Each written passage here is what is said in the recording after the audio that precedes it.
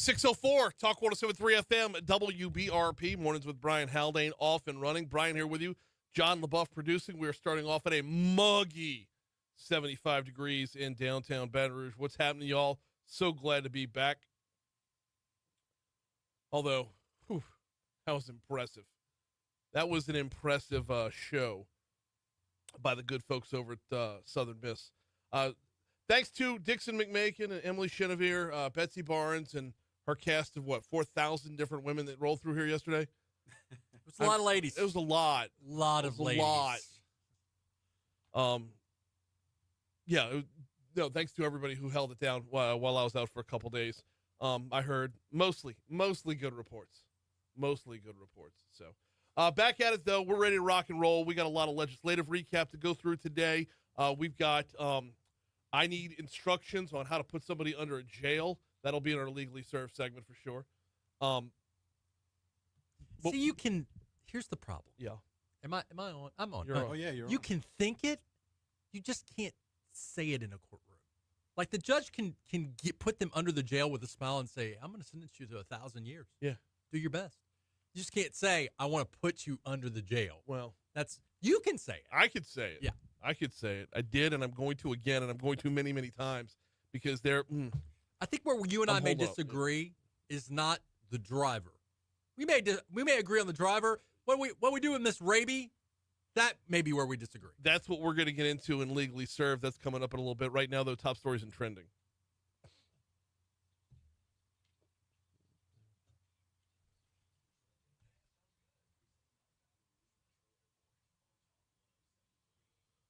Number 5. Governor Jeff Landry has put his name on a bill that will raise the state's sports betting tax to help offset the cost of colleges' revenue sharing with athletes. Just over a week ago, a federal judge approved a $2.8 billion settlement that allows colleges to start directly paying athletes through rev share. The bill that was signed yesterday raises the state's sports betting tax from 15 to 21.5%.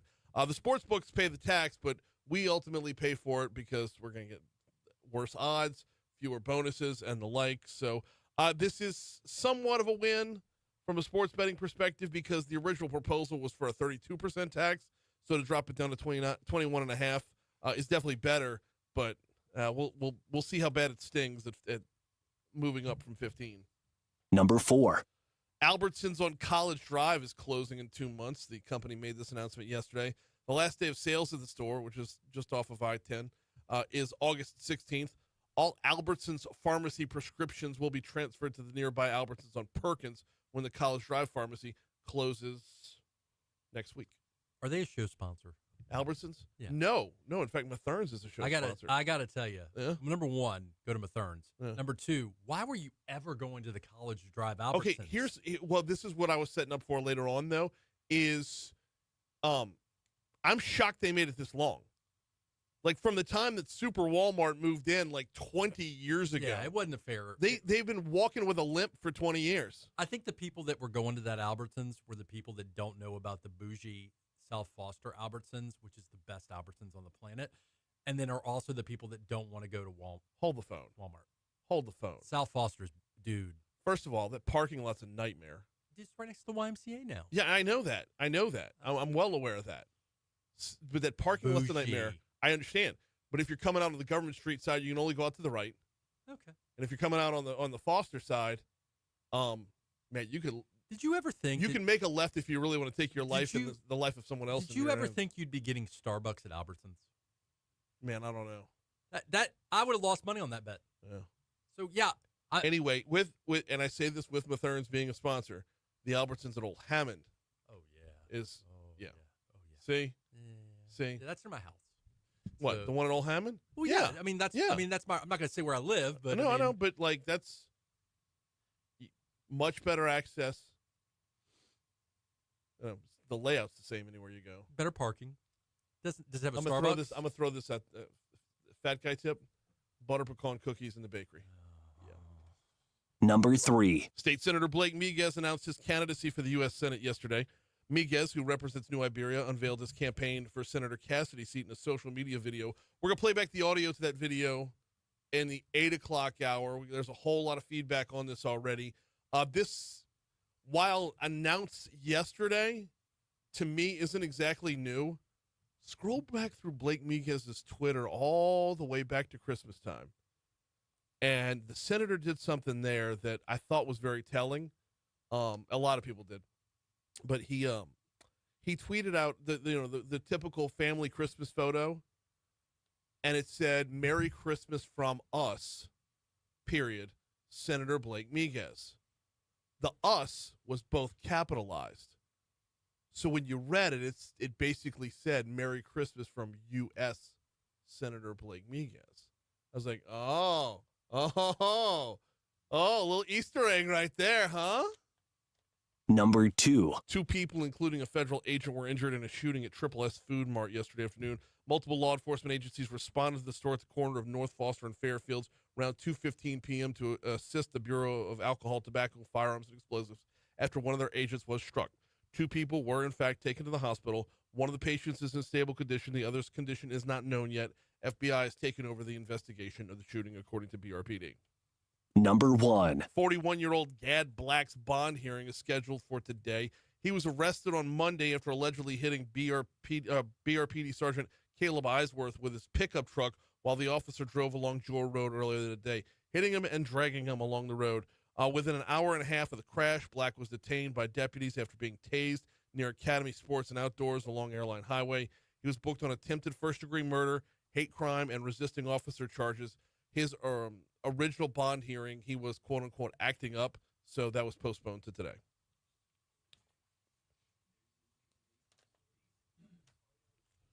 What's trending, John? Well, Donald Trump is calling for an unconditional surrender by Iran as we are now a full week into the trading of strikes between Israel and Iran. This is where it gets hairy. A little bit. Because we're very close to getting involved in a war from a president who ran, on large part, keeping us out of war.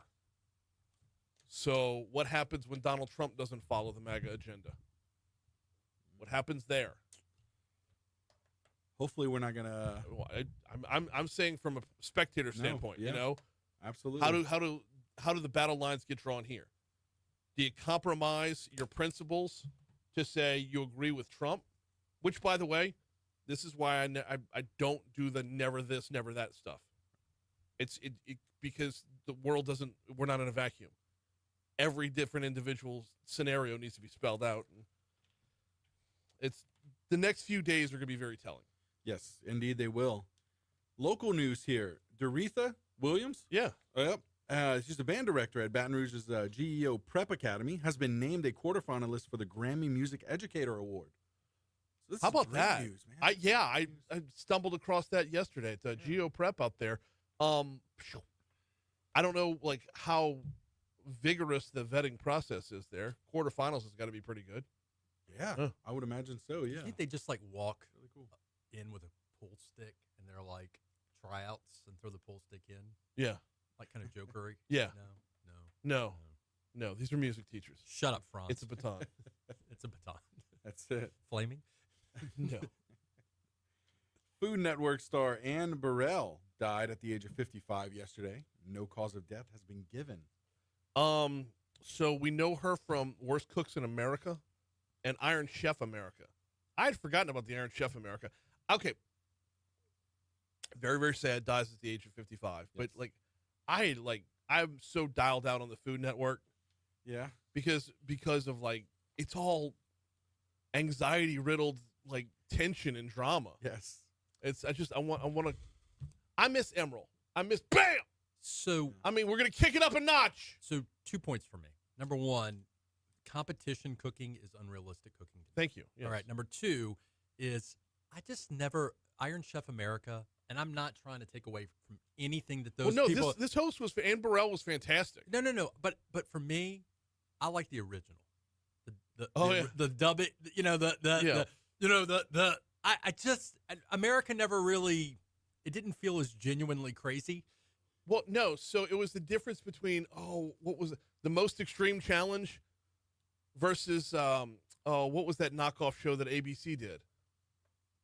Oh. Yeah. All right. I'm gonna forget that. Well, God rest her soul. Yeah, I know. I know. She was actually really, really fantastic.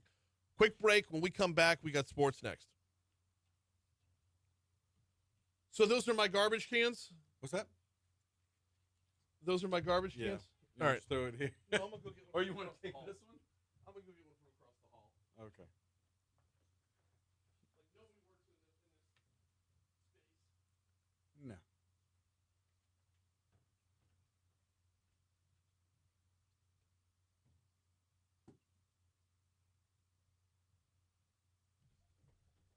So the monitor just fell off the wall. Well, I tilted it a little bit, Okay. but I didn't like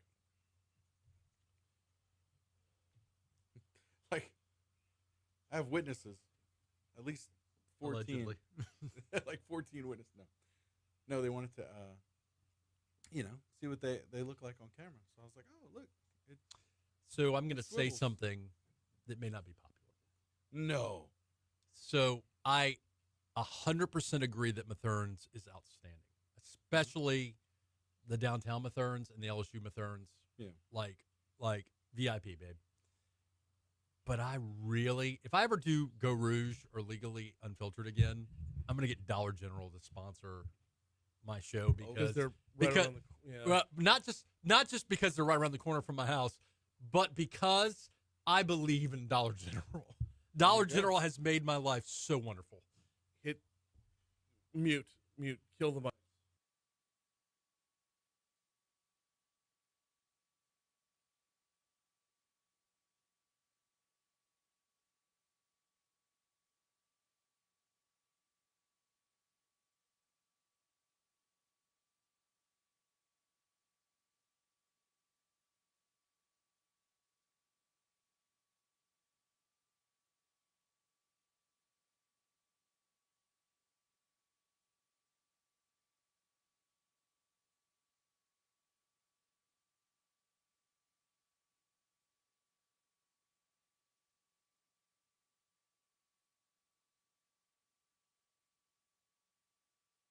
We're on a But he didn't say anything.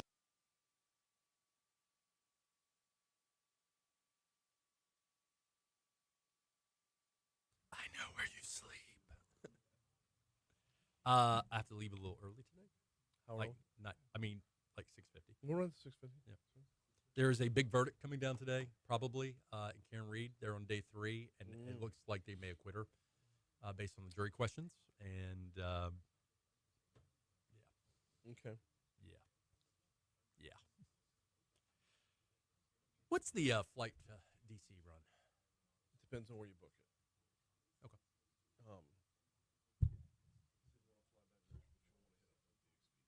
Okay.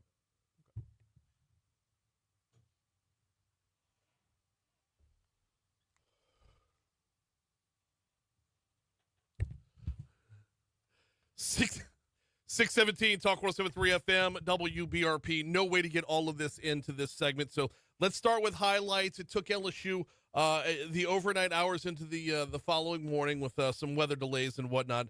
But the Tigers did take care of UCLA. Things got started off on the right foot. We're going to start with the highlights and then go to the cuts later. Okay, John? Start with the highlights. Start with, how about Bear Jones going deep? Again, runners first and third, and the pitch. Jones lifts one high and deep to right field. Going back, Salgado at the fence. Makes the grab, but he can't hold on. It's over the fence. Jared Jones goes deep, just over the fence in right field. An incredible 3-run bomb that just got over the yellow line and the chain link fence in right field over a leaping Salgado. So that was on, what was that? That was Monday night. And then the rain comes in after 3 innings and things had to be postponed until Tuesday morning. Well, Tuesday morning, the Tigers decided, you know what? Let's go ahead and make quick work of this. In fact, Jake Brown did exactly that in the 4th. The 0-1, Brown rips into this one, a line drive, going to take a bounce in front of Salgado and right. Then caroms off his body, that will easily score. Ethan Fry, Jake Brown follows suit with an RBI single. Couple of sensational sophomores for the Tigers, and it's now 7-3. LSU would go on to win 9-5. UCLA would then go on to play Arkansas And, well, we know how that ended up because LSU will now be taking on the Hogs one more time.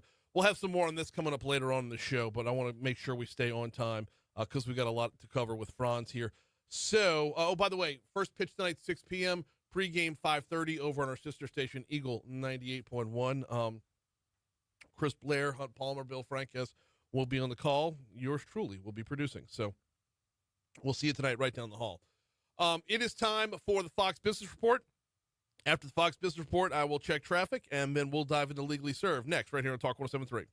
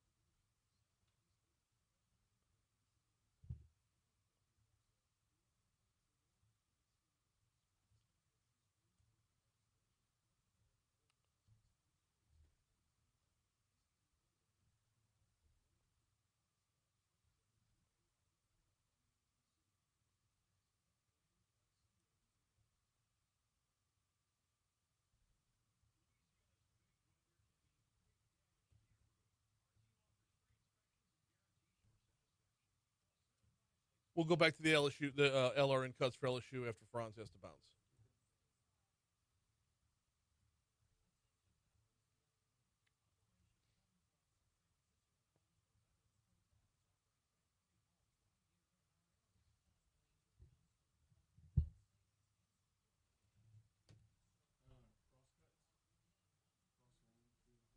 $8:35. Yeah, those are about Blake Miguez. So that whole thing is going to be jammed up into one segment.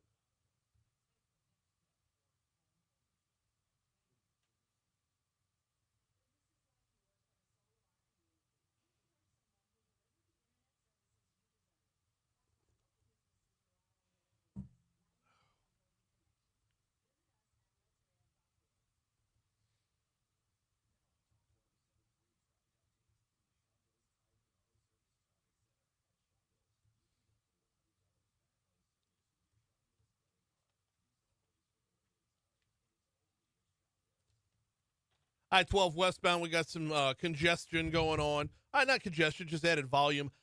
12 west, right around Range Avenue, both as you approach the Range Avenue exit and as most folks are merging back on from the Range Avenue exit. It'll pick back up again before you even get to the Amite River Bridge. Things look like they're moving all the way up until you get to right around Airline. You got more congestion or more added volume in between Sherwood and Airline, but that clears back up again. And that is all there is to report. 10 westbound looks good, 10 eastbound looks good, 110 looks good. Both bridges are looking good, and there are 0 surface street accidents at this time. That's your look at traffic from the Shawbills Tire Traffic Center.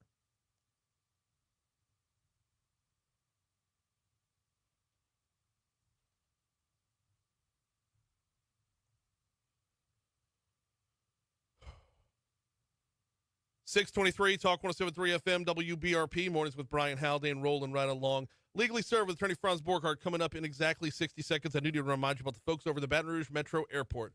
You'll find them at flybtr.com. Flybtr.com is their home base. That's where you can learn so much about the flights that they have to offer, where you can head to, or come in from. It's all right there. I really love the arrivals and departures. They got this little widget built into the homepage. Lets you keep up with the entire schedule at FlyBTR at the Baton Rouge Metro Airport. Let you know who's on time, who's running late, if anybody's running late. Nobody running late this morning, though. All flights, arrivals Next up, scheduled arrival won't be until just about 9 o'clock when that flight from Atlanta, Georgia comes in. That's running on time. As far as departures are concerned, this morning's early flight to Dallas is already up and running, as is the early flight to Atlanta. Up next, running on time right now, coming up about 12 minutes from right now, they should be wheels up towards Charlotte, North Carolina. Of course, I tell you about that daily flight to D.C. That'll be wheels up about 7:04 is what it's scheduled for right now. Flight comes back same night. So check out more at flybtr.com. Time for Legally Served.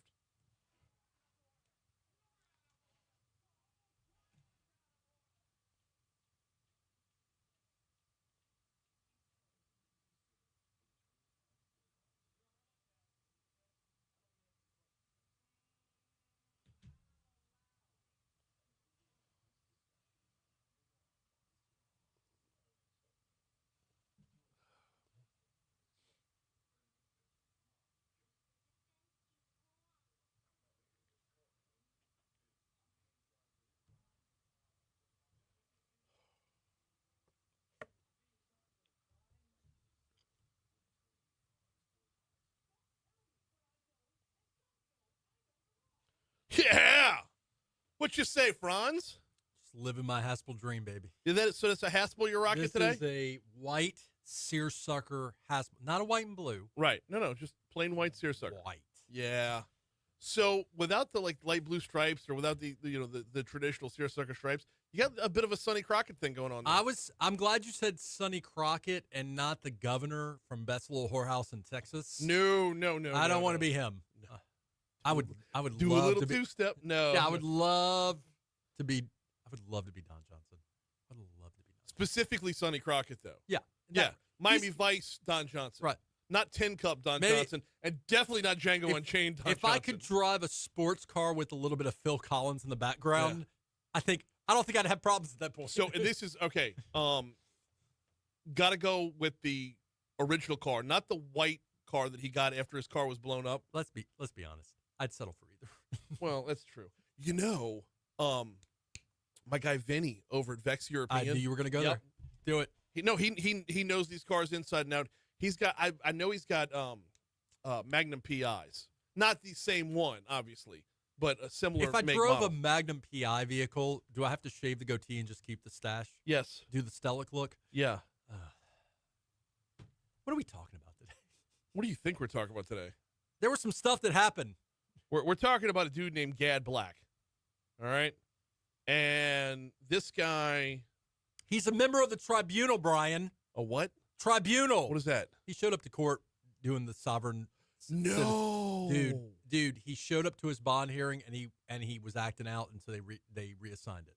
So I knew the part he was acting out and they reassigned it. I did not realize he went that sovereign citizen But route. he didn't quite say sovereign citizen, but while you're setting it up, I'll find the exact language he used. So, yeah, they never actually say sovereign citizen. They look at that as a derogatory term now. Mm-hmm. And when somebody uses the term sovereign citizen, they try to use that as a grounds for throwing the whole thing out. All right, so one of two suspects were arrested after a crash hospitalized a Baton Rouge motorcycle officer had a deep-rooted hatred for law enforcement personnel, arrest records indicate. 41-year-old Gad Black was arrested Monday after allegedly hitting Baton Rouge Police Sergeant Caleb Eisworth with his pickup truck while the officer drove along Jewel Road earlier that day. Within an hour and a half of the crash, Black was detained by deputies after being tased near Academy Sports and Outdoors along Airline Highway. He was booked on attempted first-degree murder, hate crime, and resisting an officer charges. During his bond hearing, officials said Black was acting up, resulting in his hearing being postponed. And I quote, "I'm a tribal nation, and I stand deep in this corporation. Understand that." I don't even know what that means. How long have you been practicing law? Getting close to 20 years now. Okay, and that's still just baffling. I'm never surprised at the behavior of individuals in a courtroom. I am surprised when the sovereign citizen thing rears its head. I've declared my independence from the state of Louisiana, United States of America. Well, that's great, sir. Has it ever worked? No. Okay. Why do people keep going down that rabbit hole? They make for great TikToks, well, by the way. So I'm being very careful as I say this. This gentleman may actually have a mental health issue. I'm not saying that as an excuse. Mm-mm. Nope. He might. Sometimes it is mental health. Sometimes it is truly the belief that Okay. Is being a sociopath a mental health issue? yes, but not an excuse to the crime. Okay, that's the clarification we needed. Yeah. Okay, because you know how many people out there are gonna be like, "Oh, Franz going all criminal defense attorney again. Wants to protect every criminal out there." That's not what you're doing. Just the ones that pay me. Yeah, no, I know. So this guy I'm confident this guy's not hiring me. allegedly hits Sergeant Eisworth, drags him behind his truck, and then brags about it on social media. Has a history Yes. of assaulting or hurting officers. And this is why I can't buy the mental health thing. The hate crime piece, so it absolutely fits. If you target police officers, I'll cut through the red tape on this one. If you target police officers, absolutely a hate crime. Okay. 5-year consecutive sentence. Okay. We're going to pick up on that because is there any differentiation between quote unquote protected classes? He's Franz Borghardt. We got legally served rolling. Here comes news.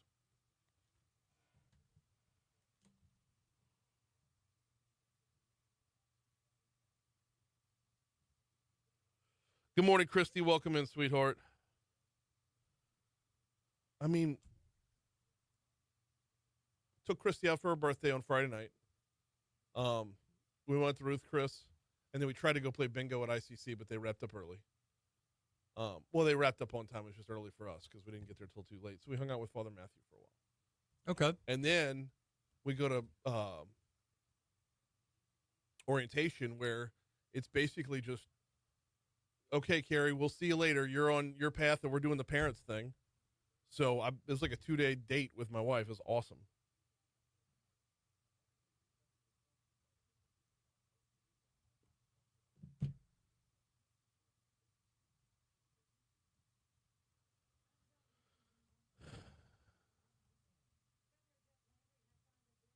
So the Ferrari Daytona Spider, that's the one that I want. That's the black convertible.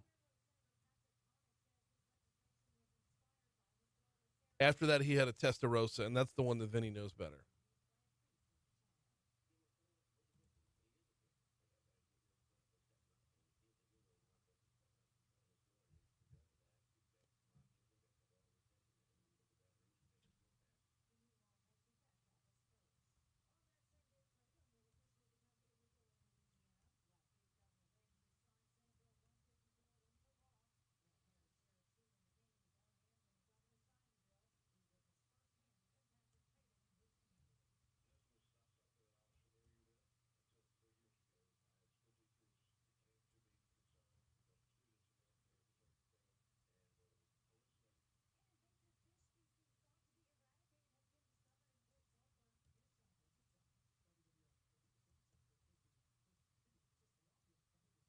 It says the good news for LSU is that Arkansas has to win twice. Tigers need just one.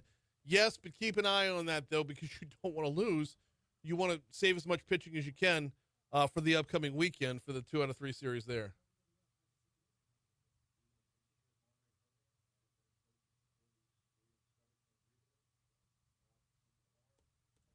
Franz looks... All right, Sonny got it. Looks like he's going to be a guest star dating Blanche on season 6 of Golden Girls. Let me tell you something. Yeah, no. I know where you're going. I know where you're going. If I was going to date any of the Golden Girls, I mean, let's be honest. I mean, I have a thing for Betty White, but it would be Blanche. Of course it would be Blanche. What's that Jeff Ross line from one of the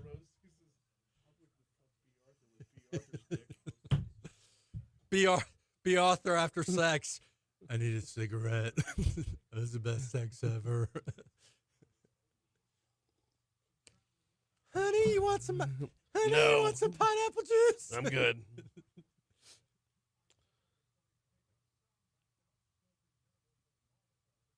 Yeah, he was one pitch away from a perfect game.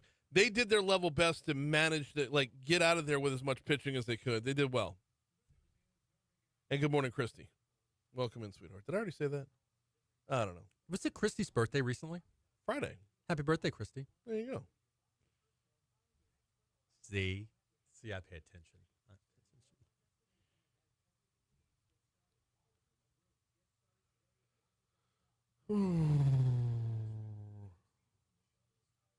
much slimmer Kingpin. Kingpin's who I was going for. I mean, not Lex Luthor. Kingpin. Got that Wilson Fisk look going on. If you haven't watched the new Daredevil Reborn, it's so freaking good. I watched Sinners. Wow. It is fan-freaking-tastic. Yeah. Like, if it doesn't win some awards, I would be shocked. I've heard it's going to win a lot. Yeah.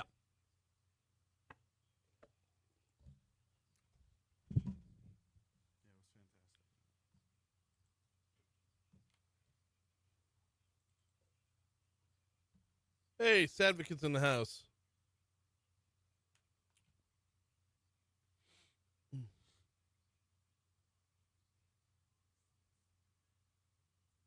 See, I think you get to see more than I do because you're logged onto the Facebook, right? On my phone. Okay.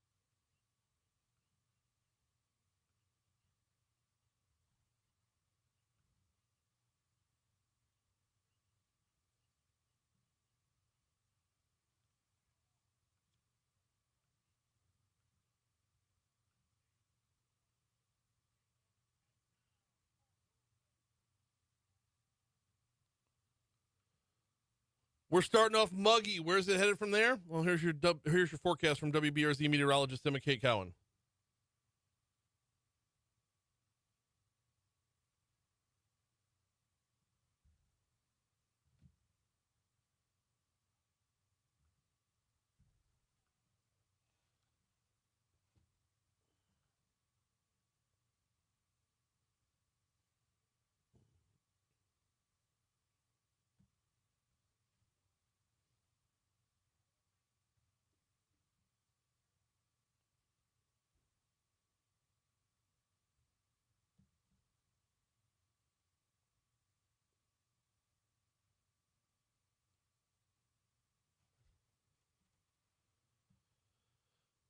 .637 Talk 107.3 FM, WBRP. Mornings with Brian Haldane, rolling right along, legally served with attorney Franz Borghardt, rolling right along. Franz, as we were heading to the break, we were talking about the state of the mental health there. Can this guy claim some not right in the head kind of plea? I think he's going to act a donkey. Okay. So I'm basing my understanding is there was a call to the police based on some erratic behavior on his part. Uh-huh. I don't know what his mental health history is. I mean, to use okay, so one, this is not a capital offense because thank God the officer's still alive and seems to be improving. Yeah, as of now, improving, yes. Right. And by the way, that's the saving grace for this defendant. Because I think it would absolutely be capital if unfortunately that officer were to pass. That said, don't know his mental health, and the only way he gets to use mental health as a defense if he's unable to distinguish between right and wrong at the time of the crime. Which it doesn't seem like. I mean, things like targeting a specific group of people allows me to believe that he understood the difference between right and wrong. Okay, so yes, targeting a specific group of people, not once, but more than once. I mean, he did this back in 2014 as well, and then bragging about it on social media. And then goes on social media after this one and said, quote, just stretched one on Jor Road. Does that qualify as a confession? Yeah. It's an admission. It's an admission. As a criminal defense attorney, can you argue your way out of that as a confession? I don't know. Like, stretched one on. Stretched meaning put him on a stretcher, hit him, hurt him. Yeah. Yeah, that's a problem. But he doesn't say won what. Okay. You mean argue effectively or just do the dance so that I can say, hey, dude, I did what I could? I'm saying the retainer comes across there. He hires you. Well, then he's innocent. In Yeah. a way that nobody's ever been innocent before. So that's what I'm saying. Can we talk about what's more interesting? I mean, I want to talk about the hate crime thing, and I know we're limited on time, but like he's an easier defendant to prosecute, right? Mm-hmm. This is not like hate crime. Okay. Oh, wait, hey, hang on here. My main concern right now is the level of anger that went into, like, you take out a BRPD sergeant, right? You hit a BRPD sergeant and drag them across your road and put them in the hospital in critical condition. One has to hope that everything is done so close to the book so that nothing goes wrong. There's no misstep along the way, no mistreatment along the way, no technicality that's going to come up later on because someone was, a fellow officer was so ticked at the time, so livid at the time. Like, how much concern is there that everything was done by the book? We want Jamie Reagan, not Danny Reagan. So I think that they are doing everything by the book. Uh-huh. But this is not a whodunit. And you combine that with the social media. So what you're probably seeing is, if it hasn't happened already, you're going to see warrants go out to social media mm-hmm. to make sure that there's no, he was the one who posted it from his profile. Right. This, that, and the other. They arrested his girlfriend, Miss Raby, for accessory after the fact. Yeah. I know that some people think that her bond is low at $15,000. Yeah. I don't know. That's a more problematic. Like, she called the police. Like, that she was told not to do something. She hit his truck and wouldn't give up any info on him. Well, she's not required to give up any info on him. Mm. No, Okay. I mean that's a hold on. Like Christie commits a bank robbery. Brian Haldane's not required to do anything in furtherance of her prosecution, although you have a spousal privilege. Correct. There's a big difference Right. there. There's a huge difference there. When you're married, it makes it different. My Christie's never going to get caught. No, way too good. Yeah. So point is, yeah, it's a low bond. It's not sizable. I'm not criticizing Commissioner Robinson. That may be the accessory after the fact bond that they generally set. Mm-hmm. I mean, well, okay. So Gary Chambers is miffed that she was arrested at all. he way put the cart in front of the horse on that one. So he made a video. Gary Chambers, who longtime activist. Gary Chambers posted up, and look, he's been on the show a million times. He had his own show here for a while. He posted up a video on social media where right at the blocks said Ms. Raby was charged with attempted first-degree murder as well, which was wrong. No. Was completely wrong. Accessory. No, she's charged with accessory. His video says she was charged with attempted first-degree murder and accessory after the fact. Now, he got that way wrong. Yes, this is correct. Accessory fits. Mm-hmm. Obstruction of justice fits. I don't know that she gets the same level of prosecution that old boy does. I mean, that's I mean, he's looking at 10 to 99 plus a consecutive 5 years. Okay, well, here's where my question is going to come in on that front. Does she have a history of being the Bonnie to his Clyde? I don't know the answer to that. That would be a good question to deep dive into, and maybe that's why the bond is what it is. Maybe she has no criminal record. There's no evidence of any kind of criminal behavior. For all we know, she could be a law-abiding citizen that has a good job that just effed up because she didn't say, "Hey, here's the truck. Right. I ain't touching it. I ain't moving it." Right. Because candidly, if she doesn't do that. If she doesn't do anything with the truck and she doesn't answer any questions by the police, she doesn't get charged with the accessory after the fact. Most likely. It was, what was it? The accessory after the fact to attempted first-degree murder and obstruction of justice charges. So the truck is the dangerous weapon in this case. Yes. Vehicles are dangerous weapons. Gary Chambers in his video says she did right by getting rid of the truck because the first thing you do when you think someone can harm others is take away the weapon that can harm them. I mean, that might be an argument for her defense attorney. Oh, my gosh. What an unbelievable, Stretch Armstrong can't reach that far. I might go, she was scared. She was scared for her own life. She was scared for her boyfriend. She had never been in a situation like that before. She made a bad decision. But what she did her best, to me, her best line of defense is distancing herself from the attempted murder of the cop. Mm-hmm. Like, her bad decision is vastly different than what he did, and then posting it on, like she doesn't post on social media, I just helped stretch one out on the highway. You know what I mean? It's that would be, to me, that's her defense.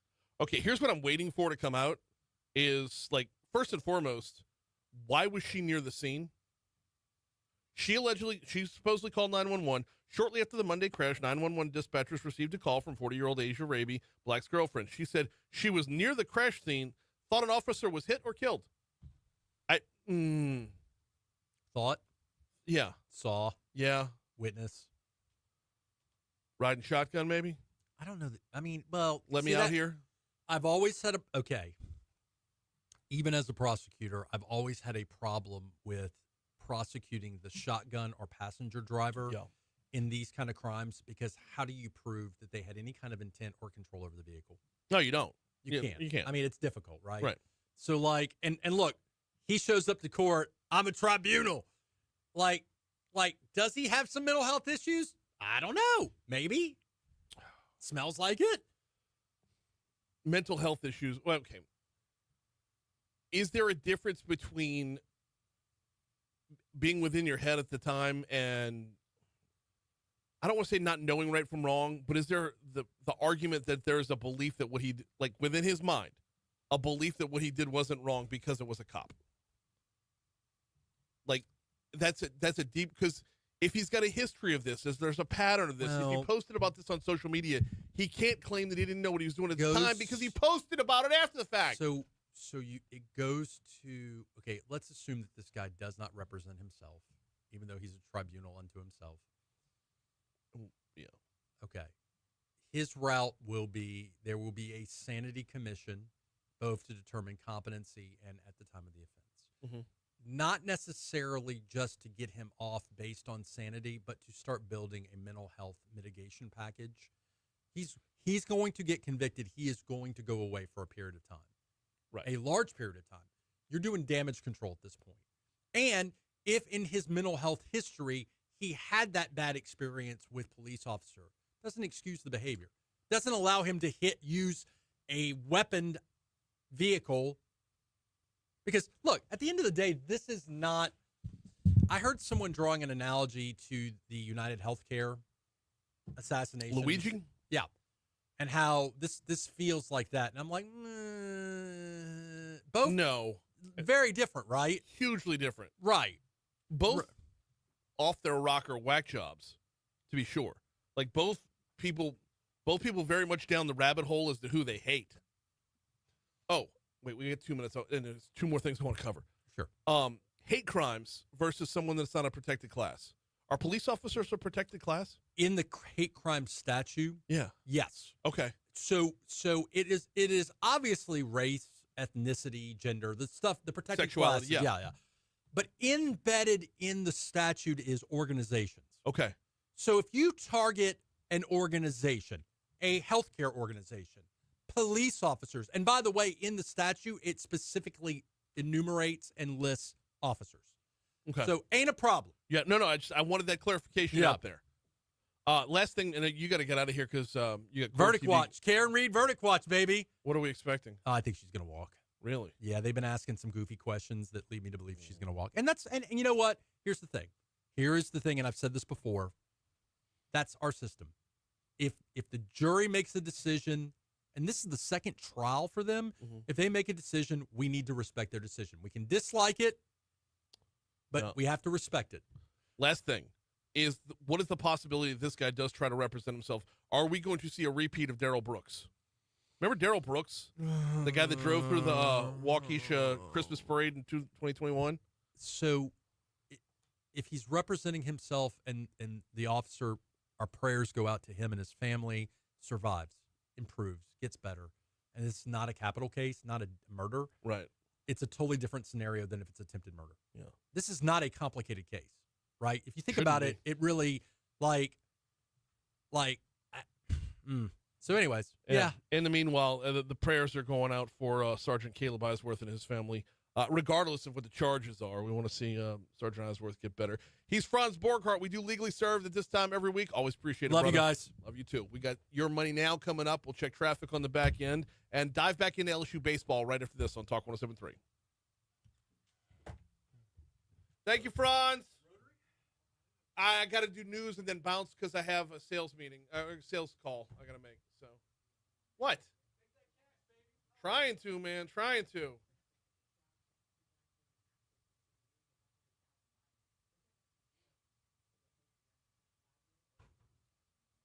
Muggy in here. Hot as balls in here.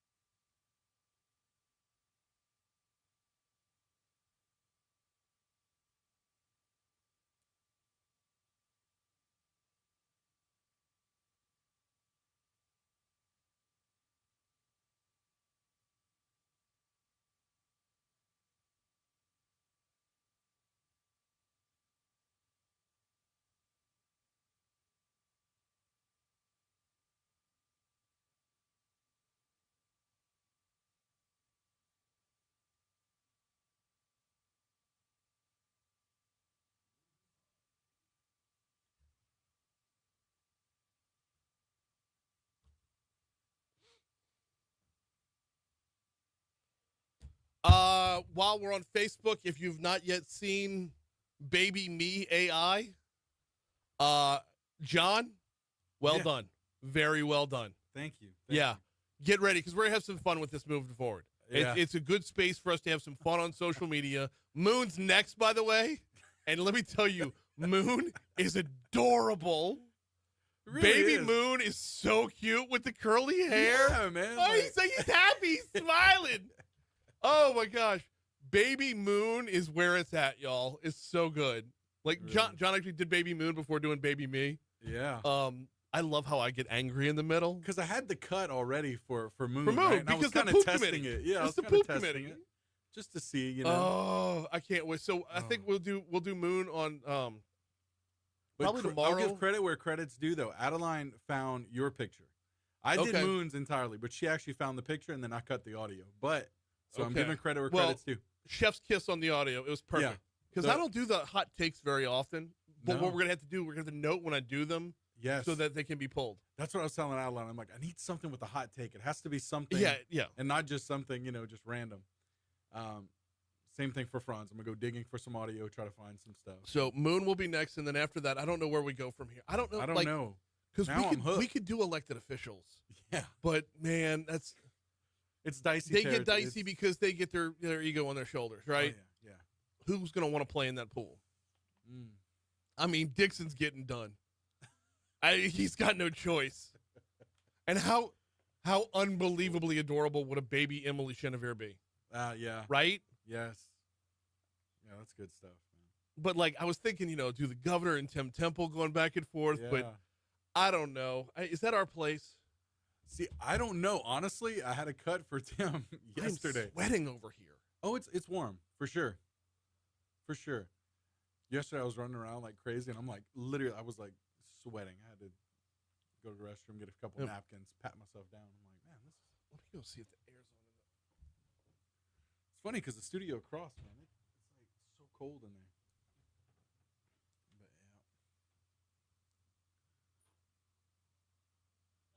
But yeah. Oh, it's not? Oh. Oh, Dr. Mike Strain. Yeah, that. I don't know. I don't know if he'd be cool with it, but that would be fun. Dr. Mike Strain, someone said. See, that would be fun. I think he would have a sense of humor about it. Oh, Dr. Strain would love that. Well, we can do no wrong in his eyes right now because we gave him an intro and called him the most flavorful thing in Louisiana.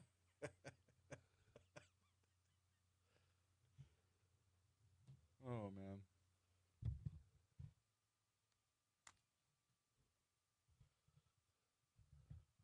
I am sweating. Like, this mugginess can't be stopped this morning. It's so gross. So we're 6:56 at Talk 107.3 FM WBRP. We'll catch that forecast, that full forecast from Emma Kate Cowan coming up in about 10 minutes from right now, right after we check news at the top of the hour. I mean, we're on our way to 92 degrees today. There's less than a 20% chance of rain today. I wouldn't be shocked if we didn't see a pop-up shower here or there, but man, it is. I'm trying to look and see where the humidity's at 90% right now. That sounds about right. Hell, it might even feel low. It's just gross. Yeah, it's seeping into the building here. Yeah. All right, we got a lot of ground to cover. We get back to LSU in the College World Series here in just a quick second. Do need to remind you about the folks over at Landmark Bank. LandmarkBankLA.com is the website, LandmarkBankLA.com. Got a handful of branches around the area. Notice I didn't say in and around the area. It's just around the area. Because Landmark Bank was founded in 1897 as a community bank. And in 2025, they remain a community bank. They've stayed true to their mission, and their mission is so important to them and so pivotal towards their success, because their success is based off of your success. And your success is based in no small part off of the level of attention you receive. When you have a banker and not just a bank, when you have someone who can help guide you through whatever it is you're going after. If you talk about your personal life, talking about buying a home, taking out a loan, or just something as simple as your checking and savings, they've got you covered. Business-wise, same thing. Want to dive down that entrepreneurial or dive off that entrepreneurial cliff? They've got you covered. Business checking, investments, LandmarkBankLA.com. All right, coming up next hour is going to be a deep dive into the legislative session. Going to breakdowns on the energy front from Tommy Faucheaux. He's with Louisiana Mid-Continent Oil and Gas Association. We'll check in with him at 7:15, 7:35. Alan Seabaugh is going to join us. We got a lot to talk about on the tort reform side with Alan Seabaugh. Right now, though, before we hit up news at the top of the hour, let's go back to our sports here, because LSU is one win away from the finals in Omaha in the College World Series.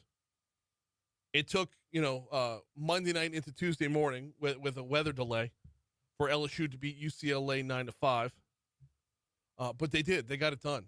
Freshman right-hander Kason Evans was the winning pitcher when he came in on Tuesday morning in the fourth inning. Evans threw 4 1/3 innings, held the Bruins to 2 runs on 4 hits, gave up no walks, had 5 strikeouts. Coach Jay Johnson, after the game, said he knew he would get a great performance out of Evans. Dad is a high school coach. Mom is a superstar. Brothers are great. And he's got ability. And very rarely, do you get that combination of talent, makeup, character, maturity that's ready for what we have to do. He has it. So the Tigers are 1 victory away from advancing to a best-of-3 championship series. They were in this spot in the regional and gave up a game before winning it ultimately. Talk about when they lost to Little Rock in Baton Rouge. Coach Johnson says his team learned from that experience. We are in a similar situation in the regional, and a team played very good. Whoever we're playing next is fighting for their season, and so you have to bring the same type of intensity, to counterbalance, that focus and that motivation of that team.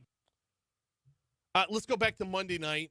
You get 3 innings into the game, 3.5, whatever, into the game, and then you got to put it on the shelf for the night. This is something that throughout the season, Coach Johnson has done his level best to avoid. This is a big reason why LSU won 2 games after 1 o'clock in the morning over the course of the season. So disappointing, but weather's always going to play into it. I want to set a good example for the team. You know what I mean? Like if I'm frustrated and making it a thing, then they're going to make it a thing. And it's my job to lead and not make it a thing. So first pitch tonight is slated for 6 p.m. You will find the game on our sister station, Eagle 98.1. Chris Blair will be on the call on the LSU Sports Radio Network. Pre-game will start at 5:30. All right, we got news, traffic, weather coming your way. Hour 2's next.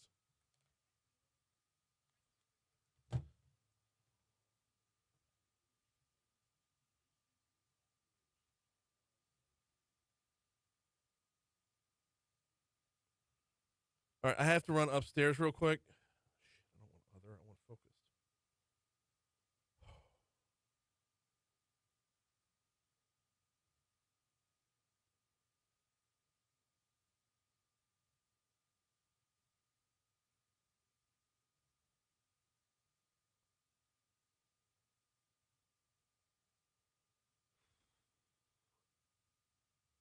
Chef Kevin.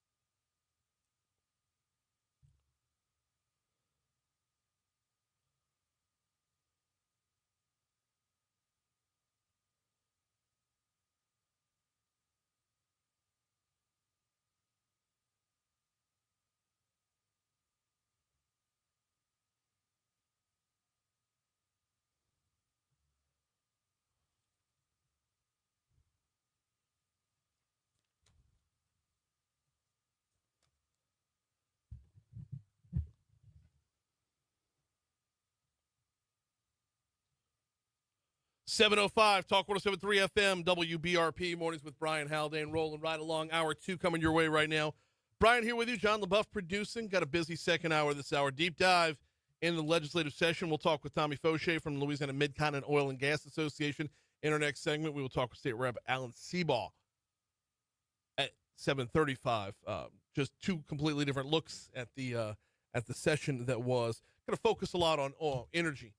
With Tommy. Oil and gas, to be sure, carbon capture mixed into that as well, and the overall business climate. And then when we pivot to Alan Seabaugh, I'm going to be a look at what he got done this session, but an overall look at tort reform, insurance reform, and, maybe a few of those under-the-radar bills that we didn't see coming. So that's all still to come this hour. Don't forget, next hour, we've got Chris Meyer from the Baton Rouge Area Foundation. He's slated to join us at 8:15. We got a lot of ground to cover there as well with Planned Baton Rouge Phase 3 and a few other nuggets. Right now, though, top stories and trending. Let's go.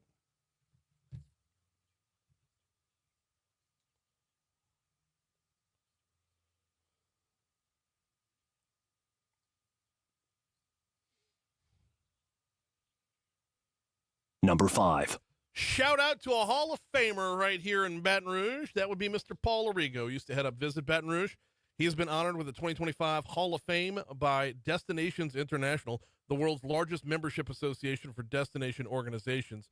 They opened up their hall, 11 years ago, 2014, for their 100th anniversary. Arrigo was nominated and accepted into the hall this year, serving in the hospitality industry for nearly 50 years here in Baton Rouge. Number 4. Albertsons on College Drive is closing in 2 months. The company made the announcement yesterday. The last day of sales at the store will be August 16th.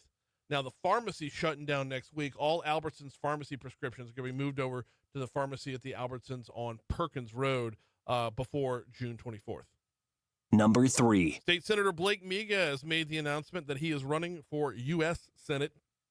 Miguez, who represents New Iberia, unveiled his campaign for Senator Cassidy's Senate seat in a social media video. We're going to take a deep dive into this at 8:35. Number 2. 2 people, including a federal agent, were injured in a shooting at the Triple S Food Mart yesterday afternoon. Multiple law enforcement agencies responded to the store at the corner of North Foster and Fairfields around 2:15 p.m. to assist the Bureau of Alcohol, Tobacco, Firearms, and Explosives after one of their agents was struck. 2 people were, in fact, taken to the hospital. One of the patients was in stable condition. The other's condition is not known at this time. The FBI has taken over the investigation of this. Number 1. 41-year-old Gad Black's bond hearing should be today. Black was arrested on Monday after allegedly hitting Baton Rouge Police Sergeant Caleb Eisworth with his pickup truck while the officer drove along Jor Road earlier that day. Within an hour and a half of the crash, Black was detained by deputies after being tased near Academy Sports on Airline. He was booked on attempted first-degree murder, hate crimes, and resisting an officer charges.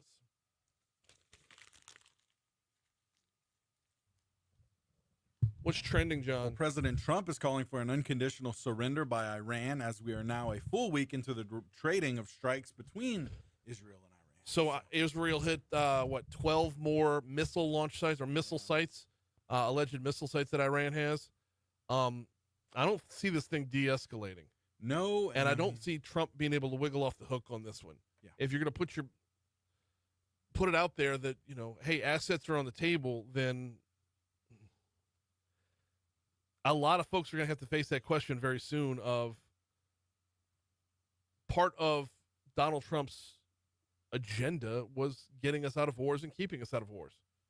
Yeah. And now to get into potentially get into a religious one. I don't know, man. It's a little bit of a slight threat, but a threat nonetheless. It is a threat nonetheless. Absolutely. Yep. And just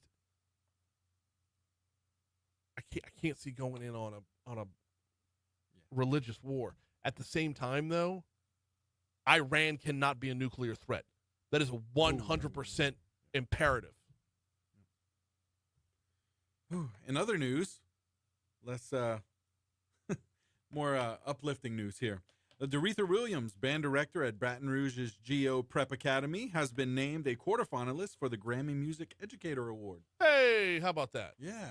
All right, quarterfinalists. We need to keep a close eye on this one because that would be awesome to have a band director here in town make it earn a Grammy. That's awesome. Yeah, that is incredible. Incredible stuff. Well, got more Disheartening news this morning. Food Network star Ann Burrell died at the age of 55 yesterday, but no cause of death has been given. So yeah, so Ann Burrell was, and I was struggling to figure out which show she was on Yeah. because you knew she was on a handful of them, right? Right. And I've been clocked out on Food Network for some time. It's hour and half hour packaged anxiety at this point.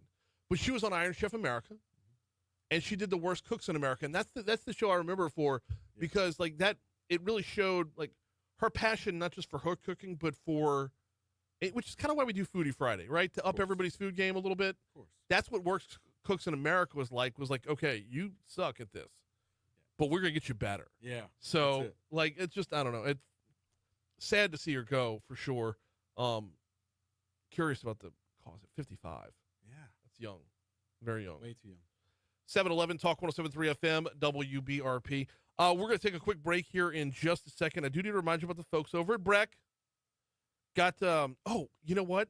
I tell you about the Breck camps every day. I tell you about the great facilities every day, about how, Breck kind of has to be everything to everybody. Let me tell you about something a little bit different today. Got this press release yesterday.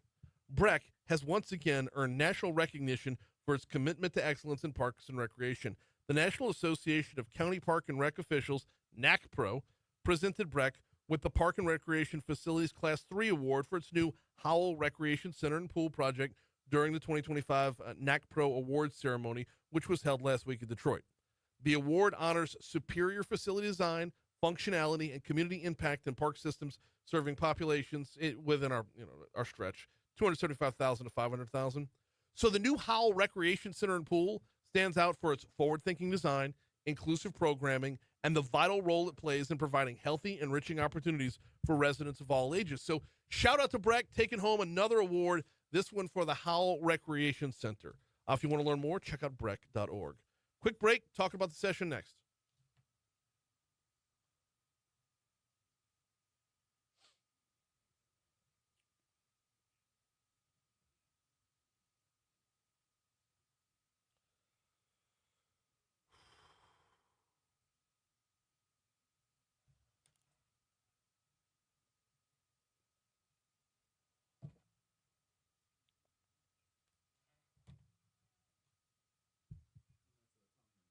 Okay, cool.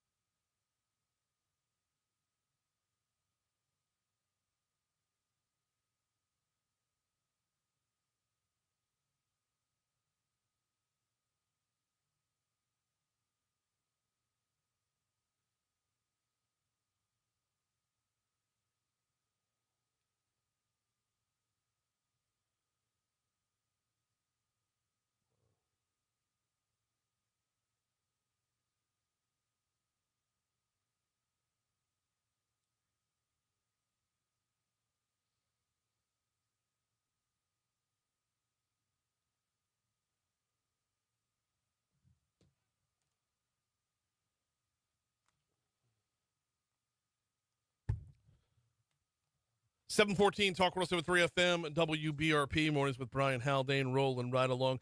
Getting to Tommy Faucheaux here in just a second. Do need to remind you about the folks over at Vex European.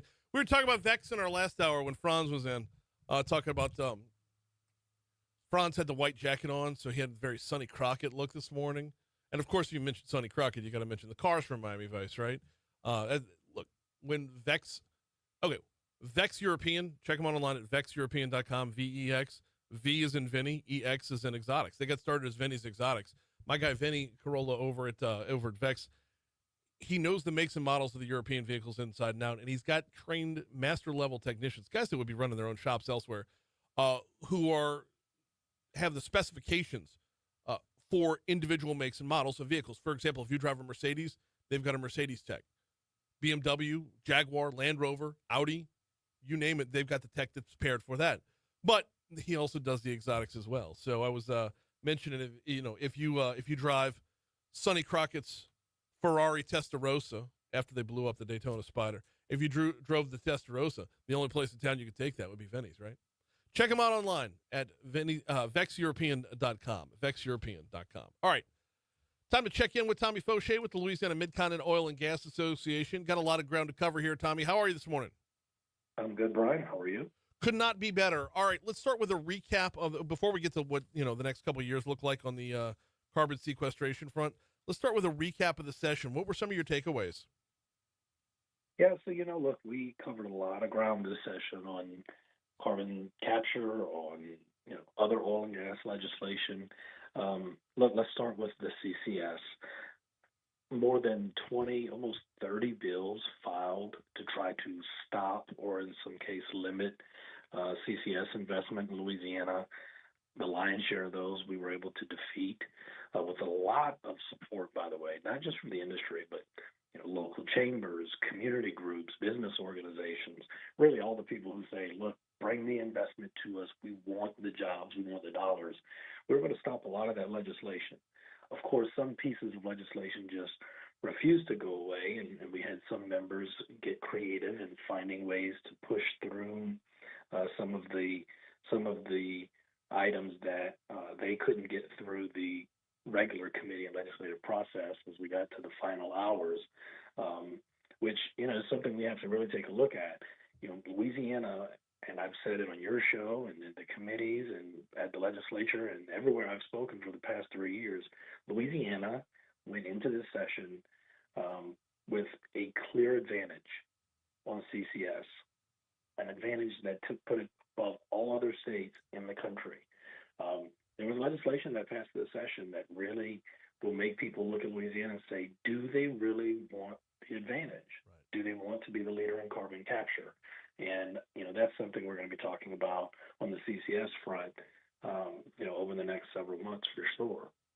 When you look at, more than 30 bills filed, Tommy, how many of the bills being filed are a matter of just either the legislators or a constituent within a legislator's district saying, this has me scared? Now, the more I've learned, the more comfortable the whole thing has gotten. But how much of this is like, okay, I'll file a bill, and then they don't really push for it once it's filed? Yeah, there was some of that, but there was also a lot where, certain community groups backed by some traditional anti-industry voices really pushed legislators to try to stop or limit CCS.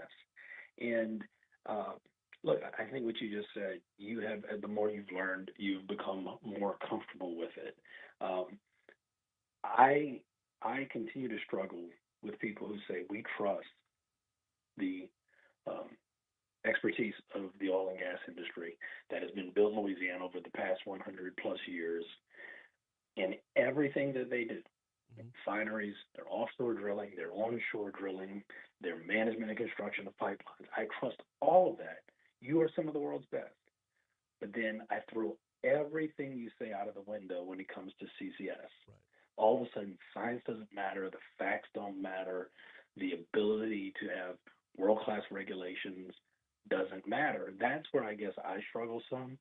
Why would you trust the industry on all things, but then all of a sudden, create your own facts and opinions when it comes to CCS? That to me just isn't logical.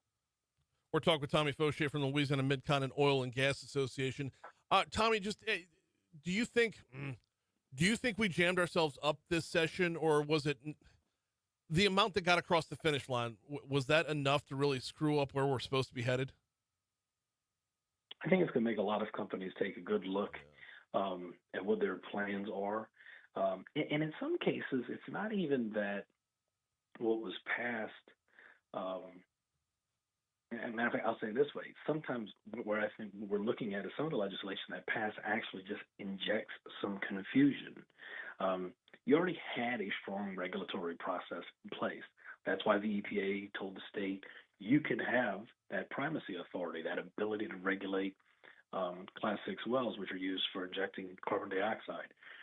Well, now we're passing legislation that tries to change that regulatory environment.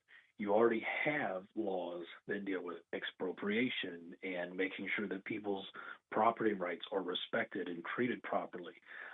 There's already a process that makes sure that a judge will look before anyone's property is taken or used for carbon capture. All those processes were in place. Yet now you're adding duplicative legislation that calls into question existing processes that have been trusted and tried. So in many cases, you're just injecting confusion. And I think when you have confusion, that causes companies to say, is there an easier path somewhere else? And what we know is Mississippi clearly wants to get into this in a meaningful way. Texas, the EPA just recently, or in the last week, has announced that they're moving forward with giving Texas primacy, most likely by the end of the year, over Class 6 wells. It's a very thin line, Brian, between western Louisiana and East Texas. And so I think that's, to me, when I look at the confusion injected into the process, I hear Secretary Bourgeois at LAD say often, and I think correctly, capital goes where capital is treated best. Yeah. Where will it be less confusing to invest? Where will it be easier? Where will the state and communities work with companies who want to create the economic impacts? That's a question all these companies are going to be looking at as they move forward. Yeah, and you know what? And it's not in a vacuum either, Tommy. And this is one of the been one of the most disheartening parts about seeing these bills filed and seeing this anti-carbon push is that this was our mulligan. Everywhere we screwed up in the 70s and 80s with oil, everything that built Houston and Baytown, we had the chance to redo. We had the chance to get out in front over here, and we're going to screw it up again. Or I don't want to say that's too pessimistic, but we have a mulligan here. We could take a drop and have the opportunity to do it right this time and build up everything that we could have built the last time around before we sent them packing. Look, it really is Louisiana's to give away, and what we need to make sure, and I said it multiple times throughout the session, you have this list of advantages, and everyone that you give away just makes it harder for companies to make you the chosen one, if you will. And look, not just on CCS. I think we're at a moment as we continue to see both in-state, a lot of out-of-state money, just trying to stop industry in general, not just even CCS. They want to stop permit hearings for refineries and petrochemical plants. They want to stop all pipelines, not just CO2 pipelines. We're in an environment again where I really hope local communities, parishes, legislators, the administration, everybody continues to look at the facts, look at the science. We train our kids. We want all of our kids, we've all been talking as an industry, go into STEM jobs, go into science, technology, engineering, and math. Yeah. There will be great career opportunities for you to keep your family here in Louisiana in the future. If we're to train all of our kids to go into STEM fields, to become our future engineers and operators and technicians, then we need to create an industry for them, and we need to tell them that, yes, when we say we want you to become experts in these fields, one day policymakers are also going to respect you and trust you as experts in science, technology, engineering, and math. Because that's right now, I think, one of the just interesting parts of this entire debate. We want to throw out the expertise, we want to throw out the facts. Yeah, and the expertise into this is one that I think has gotten overlooked because the potential, not just with business, but the potential with Southeastern Louisiana University, SLU, right down the road in Hammond, is poised to be at the absolute forefront for everything when it comes to sequestration and monitoring and making sure everything is as safe as purported and making sure the volume is where it needs to be. And like all of it, we were going to be on the forefront of the educational end of this, not just the carbon capture and sequestration end.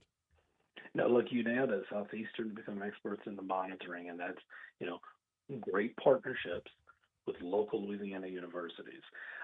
You look at River Parishes Community College, who's going to work side by side, not only with those investing in CCS, but then those who are going to come because of carbon capture. Right. We're talking about Hyundai Steel and CF Industries and all of those, projects that are announced there. Right. We walked into the session really looking at doing this, kind of a whole of state government approach, making sure that parishes, educators, everyone was on the same page. And look, we're talking a lot about what happened in the session, and we're talking about, okay, what happens next. I'm still very optimistic, but we're at a critical moment. We have to do this right, and we have to really make sure we understand as we go into the rulemaking process and we get more into the weeds, if you will, the Department of Energy and Natural Resources, that as we now respond to all the legislation that is passed, that we look at the pace of permitting in the Class 6 space, that we really, we take the next few steps very carefully to try to make sure that we reinstill confidence to the industry. All right, let's look at this through the positive lens. Let's break out the positive end of the crystal ball here. What do the next 3-4 years look like with where the environment is right now? And I say that the political environment, but what has been passed versus where we are. We're still out in front. We haven't jammed that up too much, or at least hopefully not. What do the next 3-4 years look like in building on infrastructure and actual implementation? Look, I think the next 3 or 4 years can be exciting. We've talked so much about CCS, but we haven't had the first Class 6 permit finally issued.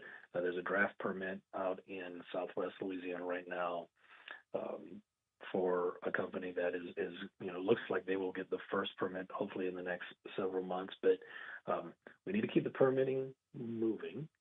We need to continue to engage with the communities, and I think you're going to see companies really double down on doing that. And I think that's particularly important from a political standpoint. What I would just ask, and we have asked, but I'll say it here as well, is as a policymaker, just continue to invite companies in, and then please trust them when you invite them in, that what they share about what they're going to do, that you take them at their word, because at the end of the day, I think what we're seeing is the companies can provide a lot about the science, the safety, tell you how they're going to how they're going to move forward with their projects, and how they're going to impact the communities from a public protection, safety standpoint, which is great because that's what industry's been doing for decades in Louisiana. On the flip side, I think what communities also need to make sure they do is Louisiana Economic Development is working on an economic impact analysis specific to each individual CCS project. And as they move into the permitting phase of these projects, LAD is going to share with that community, this is how we see this project benefiting your parish or a group of parishes economically. Please take time to look at that. Understand what benefits are coming to your community. Some of these communities have never had traditional oil and gas investment. They're not a refinery community. They don't service, the upstream gas, natural gas, or oil markets. So please take the time to understand the benefits from a property tax standpoint, a job standpoint, a sales tax standpoint. And by the way, remember that where CCS investment goes, there will be more economic projects to follow. We've seen that in a small way so far, and I say a small number of projects, but these projects are multi-billion dollars. And I think there's more of that to come. But please look at the entire continuum of what is coming. CCS unlocks doors in part of our state for economic impact that has not traditionally gone to those parts of the state in the past. Last one before we get you out of here. We got Tommy Faucheaux from the Louisiana Mid-Continent Oil and Gas Association along with us. Tommy, last one before we get you out of here, and that is now that the session's over with, the push for education on this front doesn't stop. How do we keep our foot on the gas? Pardon the pun, but how do we keep our foot on the gas to help make sure everyone is as informed as possible about what the process actually is? but we like keeping our foot in the gas because we are an oil and gas industry, and we want to see everybody in our industry succeed. Look, I think companies are very public about where they're going, where they're looking to invest. If you're a local community leader, reach out to that company. Reach out to Department of Energy Natural Resources. Reach out to LED. Invite them in. I think you will find in our industry, the companies will make all the experts needed available to you to help you be comfortable and understand what is taking place. On the political side, I really hope everyone takes a breath after this session. Yeah. And really looks at the benefits for Louisiana, not just wins and losses in a legislative session, not just trying to outdo the other guy. Really take a look and understand if you're making a fight to stop this in your community, what that ultimately means and what you're giving up. He is Tommy Faucheaux, heads up Louisiana Mid-Continent Oil and Gas Association. We always appreciate the time. We'll talk to you soon. Always, Brian. Good seeing you. Likewise. Here comes news at 7:30. Sorry about that. I ran super long there. I should have left that last question on the shelf, but I wanted to cover that. That's on me.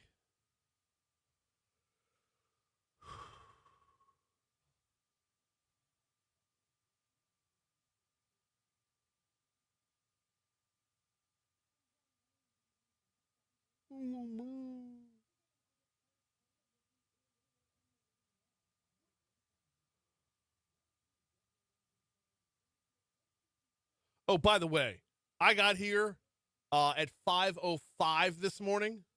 I was running a couple minutes late. Got here at 5:05. No one else is in the building. No one's been in the building all night, I presume, right? I go to make coffee. Elevator door opens. Elevator door closes. Okay.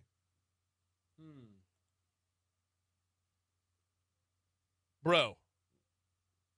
Freaked out a little bit? I'd have been freaked out.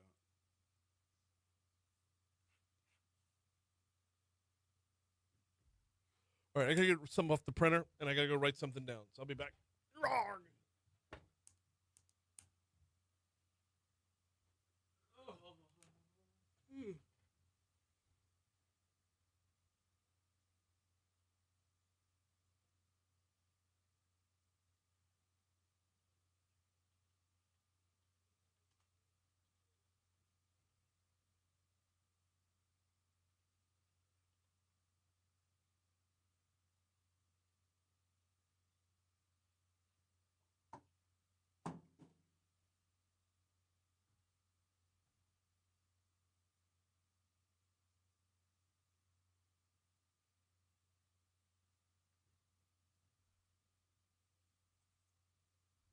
It's a ghost from the morgue.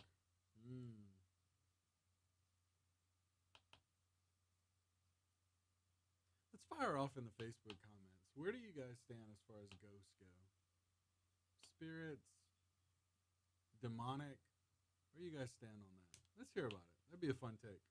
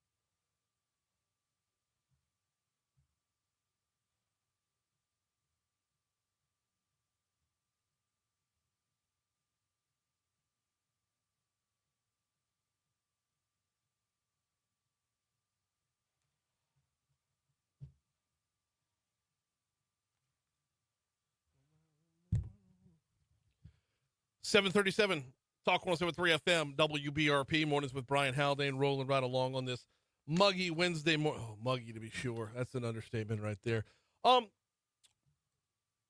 Last Thursday, like 5:55 p.m., the legislative session ended. There's been so much to unpack.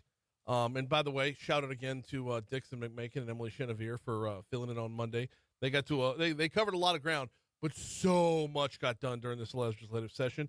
So we're going to open things up for another unpacking, if you will. State Senator Alan Seabaugh is with us. Senator Seabaugh, how are you this morning? Whoop, do we have him? Let's drop him right back on hold there. And see Sorry, there he is. There, I'm here. Got him now. I accidentally muted you. Sorry. All good, all good.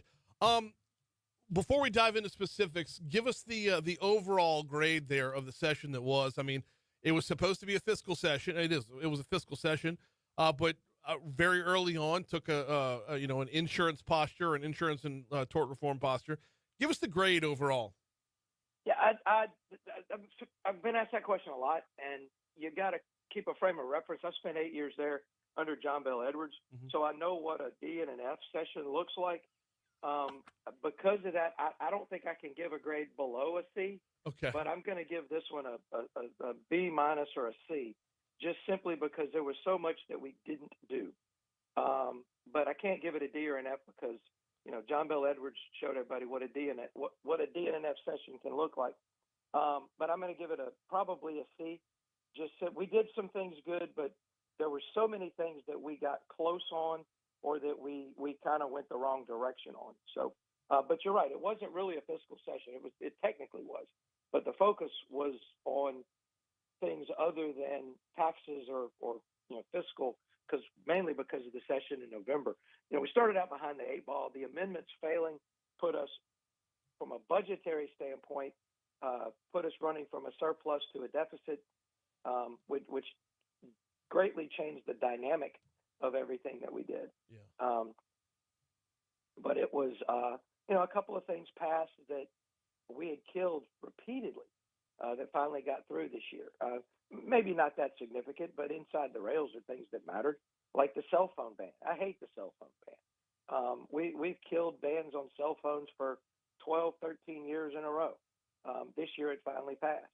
And I just don't like the cell phone ban. A lot of cars don't have Apple CarPlay, and it is now illegal. If you don't have Apple CarPlay, it is illegal to touch your phone while you're driving. You can't even have it sitting on your leg, looking at your GPS on your phone. I mean, I think you can say you could have written a cell phone use bill that was not quite so draconian. Yeah. But it just went a little too far. And several things we did that we'd killed multiple times this year, some for some reason passed, and others we didn't address fully some things that I think we probably should have. So you bring up the cell phone ban, and it begs the question of why are we talking about a cell phone ban in a fiscal session to begin with? I mean, insurance needs to be priority number one, and then the budget is 1A. Like, outside of that, was there not a want to kind of triage everything else and say, y'all go in the waiting room until next session? I would love to have done that. I mean, you're right. Insurance should have been priority number one. Everybody felt we had to deal with it. It is the number one issue that people bring up when you go to town halls or campaign events or just out in public meeting people at parades. When they figure out I'm a state senator, either the first or second thing that they bring up is high cost of car insurance or homeowners insurance every time. Yep. And trial lawyers don't want to talk about it because they're laughing all the way to the bank. They're making money off the system hand over fist. They don't want to change a thing. They literally oppose every insurance bill, everything down the pike. And again, the one that got vetoed, the trial lawyers were literally the only people to oppose that bill. The governor never put in a card against it, never said, hey, what about an amendment, never expressed any problems, crickets, nothing, and then vetoed it. The only people that were against it were the trial lawyers. So, it was a very good tort reform bill. And governor promised to sign all the tort reform bills. This was one of the most significant ones of the session. that flew through that. 2/3 in the Senate, flew through the Senate. It was a good. We had Republican trial lawyers voted for the bill from your area, Franklin Foyle, Eddie Lambert. These are not rock rib tort reform extremists. These are very moderate, very reasonable lawyers who are not insurance defense attorneys, who both told me that was a very reasonable, fair, well-written bill that is well needed. And nobody, nobody spoke against it except the LAJ and then the Trial Lawyers Association. And then, we unexpectedly get the veto. It's really kind of a head scratcher. Talk to me a little bit about what the bill would have done. It's something that does not exist in statutes anywhere. There is a claim that the Supreme Court invented that people can use against insurance companies, and trial lawyers have increasingly been using it more and more as a way to blackmail insurance companies to pay more than policy limits.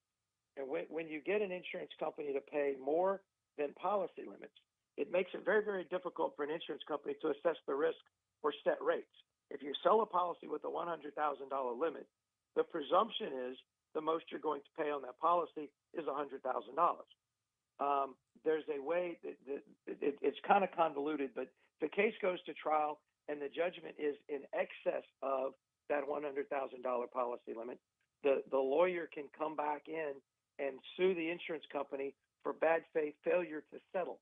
If you didn't settle before trial or at some point in the process, then you can be held in bad faith and be found in judgment.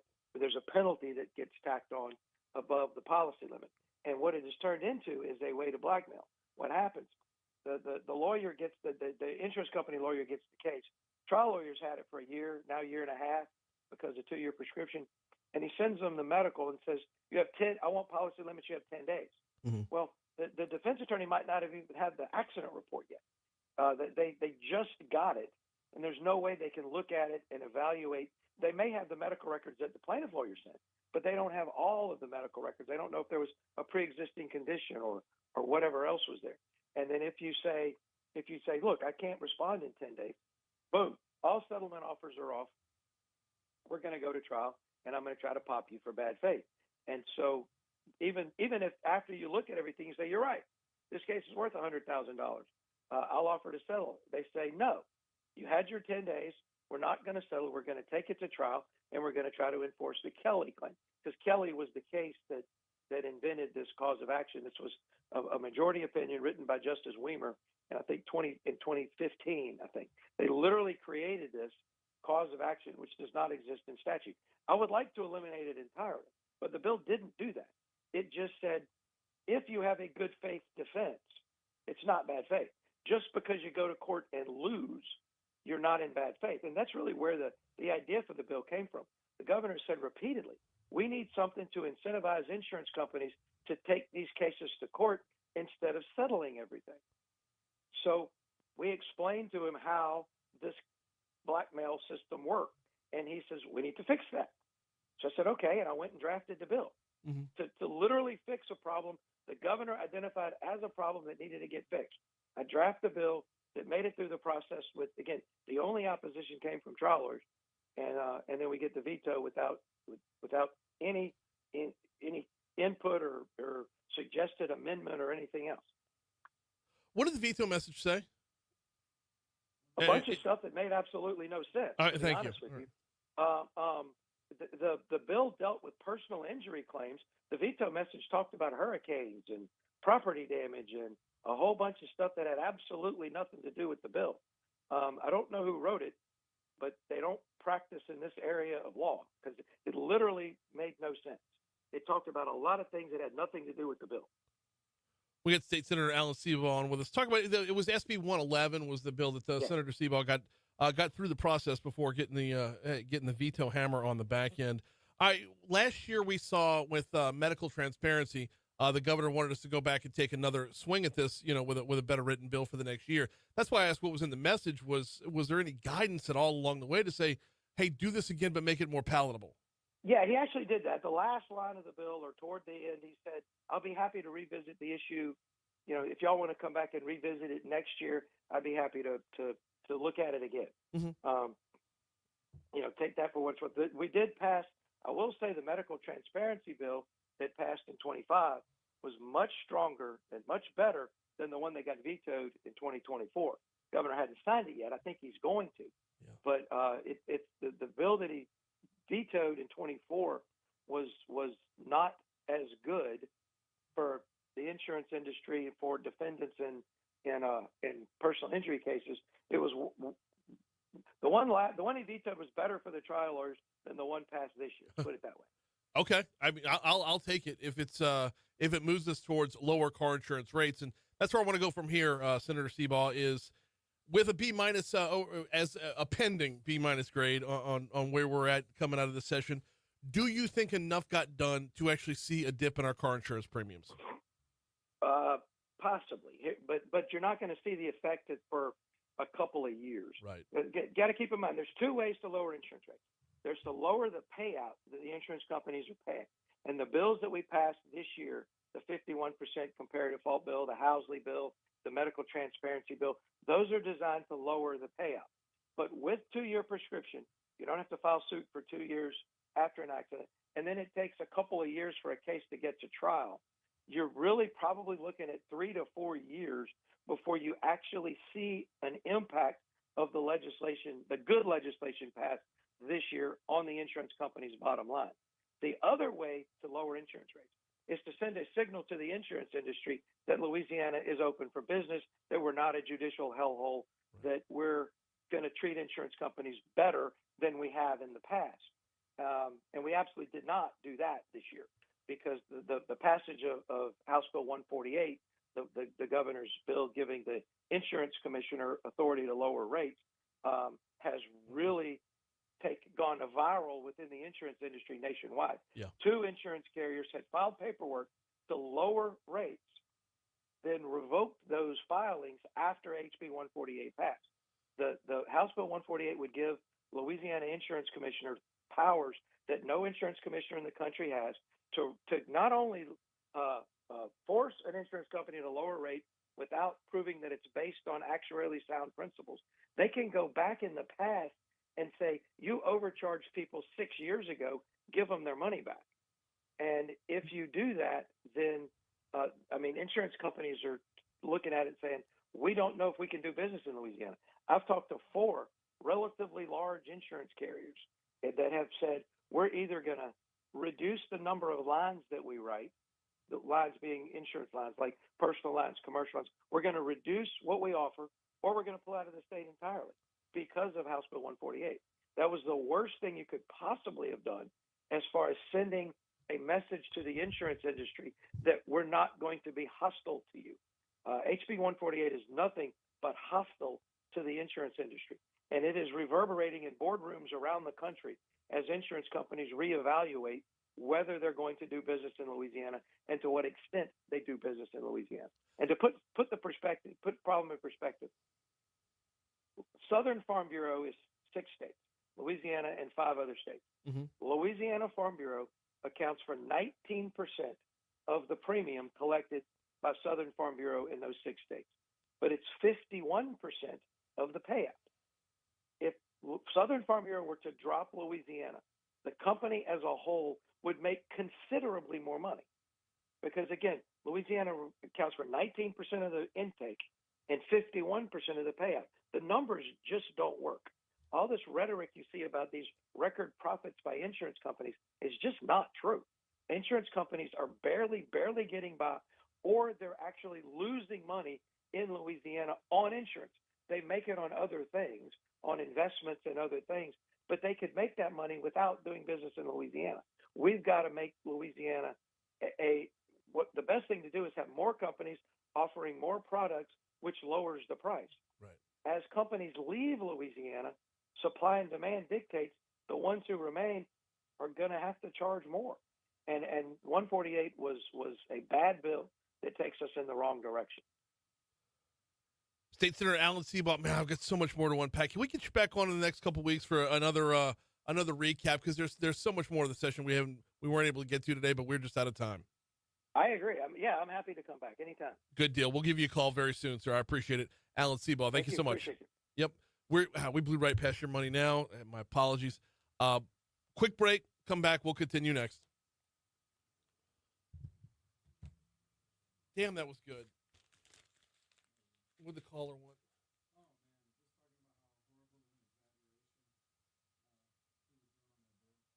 Talking about the bill. Okay. And that's all he had to say. He's an attorney? Huh? He's an attorney? I assure you he's an attorney. I don't even have to ask.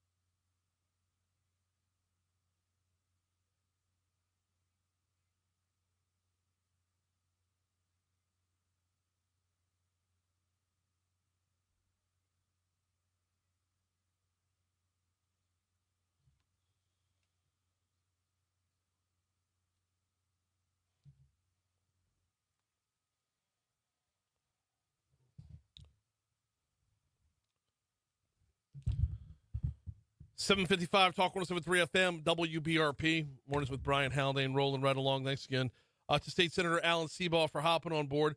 Talking a little bit about the legislative session. There's so much to unpack, y'all. It's literally going to be the rest of the summer.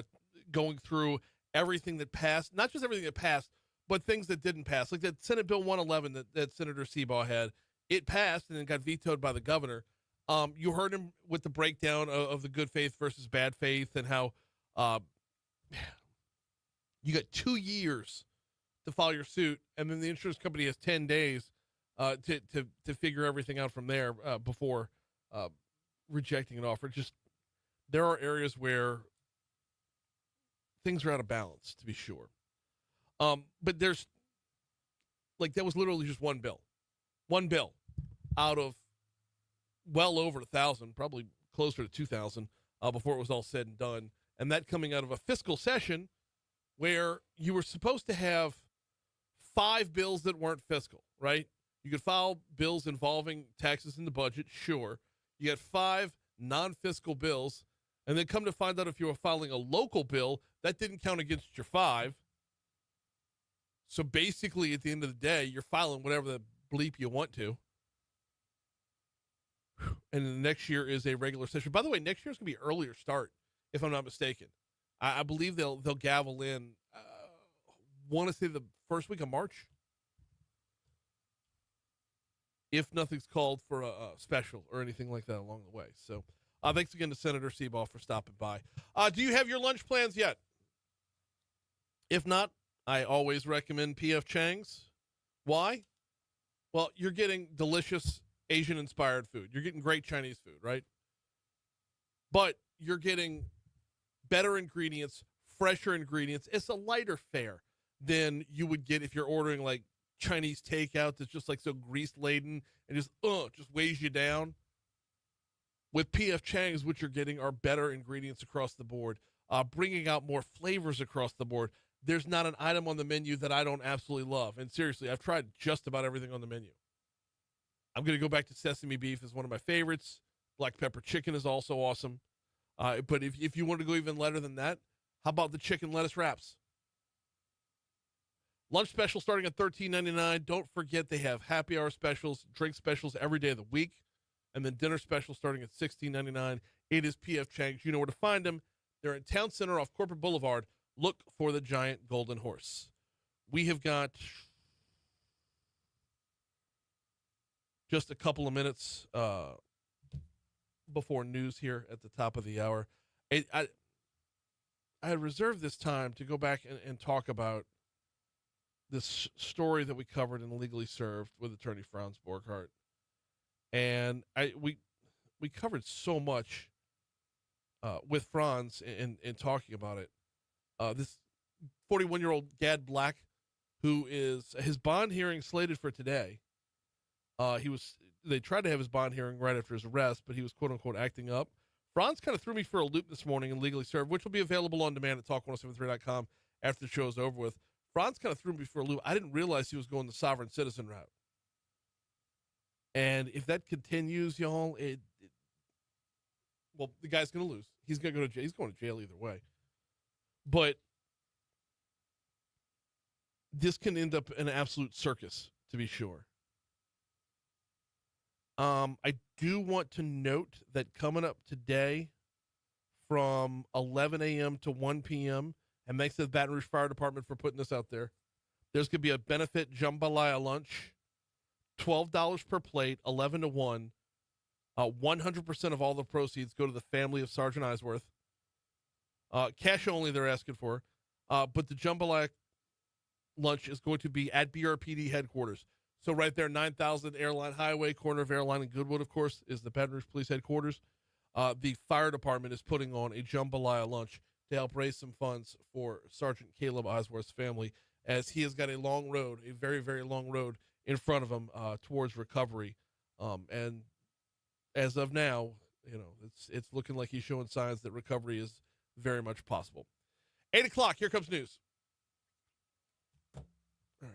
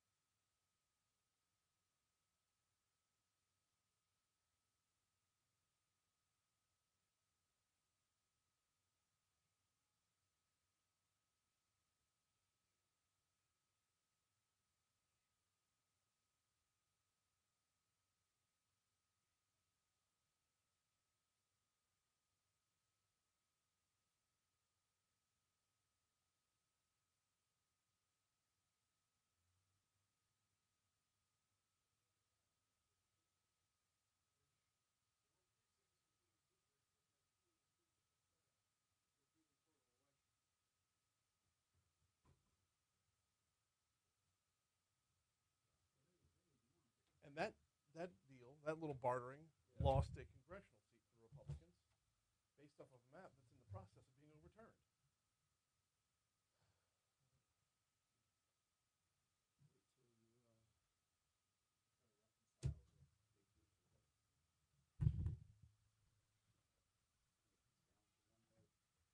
Right. Right.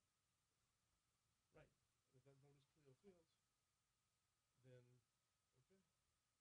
By the way, between CA2 last year and the one big beautiful bill, am I no longer a conservative? Single item legislation, or as close as we can get to it, is a conservative take, or at least it always has been. Like, you'll learn what's in the bill after you vote on the bill. That's shit that they did. Not they're not us being the Republicans. Like,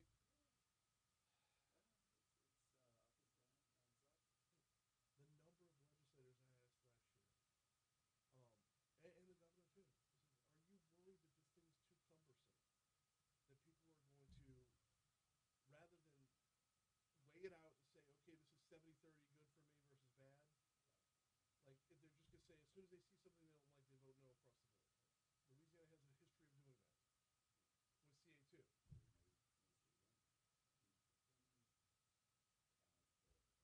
Hey, kill my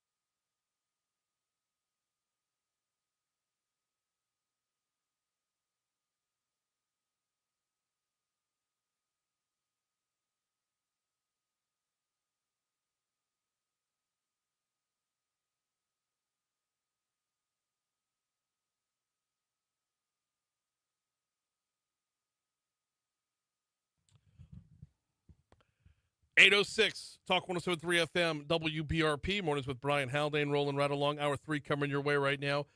Coming up this hour, Chris Meyer from the Baton Rouge Area Foundation going to join us in our next segment. We got a lot of ground to cover there. Might do a little unpacking in the legislative session.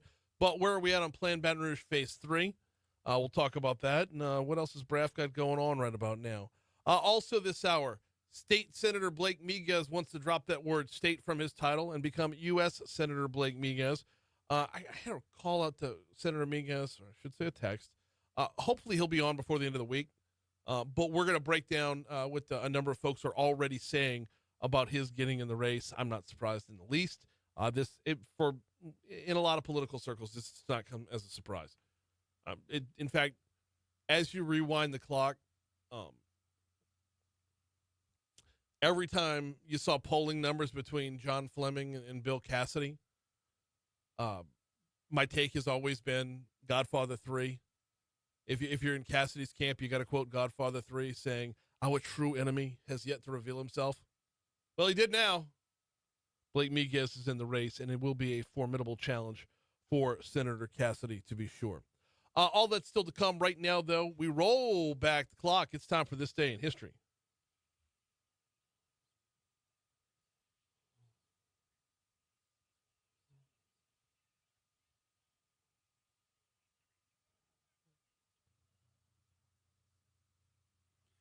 All right, beginning in 1812. Yeah. The War of 1812 begins when the U.S. declares war against Britain. Yep. That happened today. Bite me, Britain. Yeah. That's where it's at. All right. Let's see. 1873. Susan B. Anthony is fined $100. Oh, wait. You skipped 1815. What we got? Napoleon was beaten, Oh, true. defeated the Battle of Waterloo. Yeah. It was on that day that True. became his Waterloo. Man. Yeah. I guess missing that was your Waterloo. It was. Yeah. Indeed it was. Yeah, like I was saying, 1873, Susan B. Anthony was fined $100, so that's $2,200 in 2020 value. Okay. For voting for U.S. president in Rochester, New York. She refuses to pay, and no further action against her is taken. Okay. But well, she could have paid with the Susan B. Anthony coins. Right, exactly. Yeah. Why didn't you think of that? Waterloo. 1912, the Chicago National Republican Convention splits between President Taft and Theodore Roosevelt. After Taft is nominated, Roosevelt and progressive elements of the party form the Progressive Party, also known as the Bull Moose Party. Darn right, the Bull Moose Party. Some little Louisiana history. I'm a big Teddy Roosevelt guy. Yeah? Yeah. Oh, yeah. In fact, every day when I do my little Twitter preview video, talk about what's coming up on the show the next day, it's in my office, there's a picture of Teddy Roosevelt right there by my desk. Oh, cool, cool. Yep. Little Louisiana history today. 1959, Governor of Louisiana Earl K. Long is committed to a state mental hospital. He responds by having the hospital's director fired and replaced with a crony who proceeds to proclaim him perfectly sane. Awesome.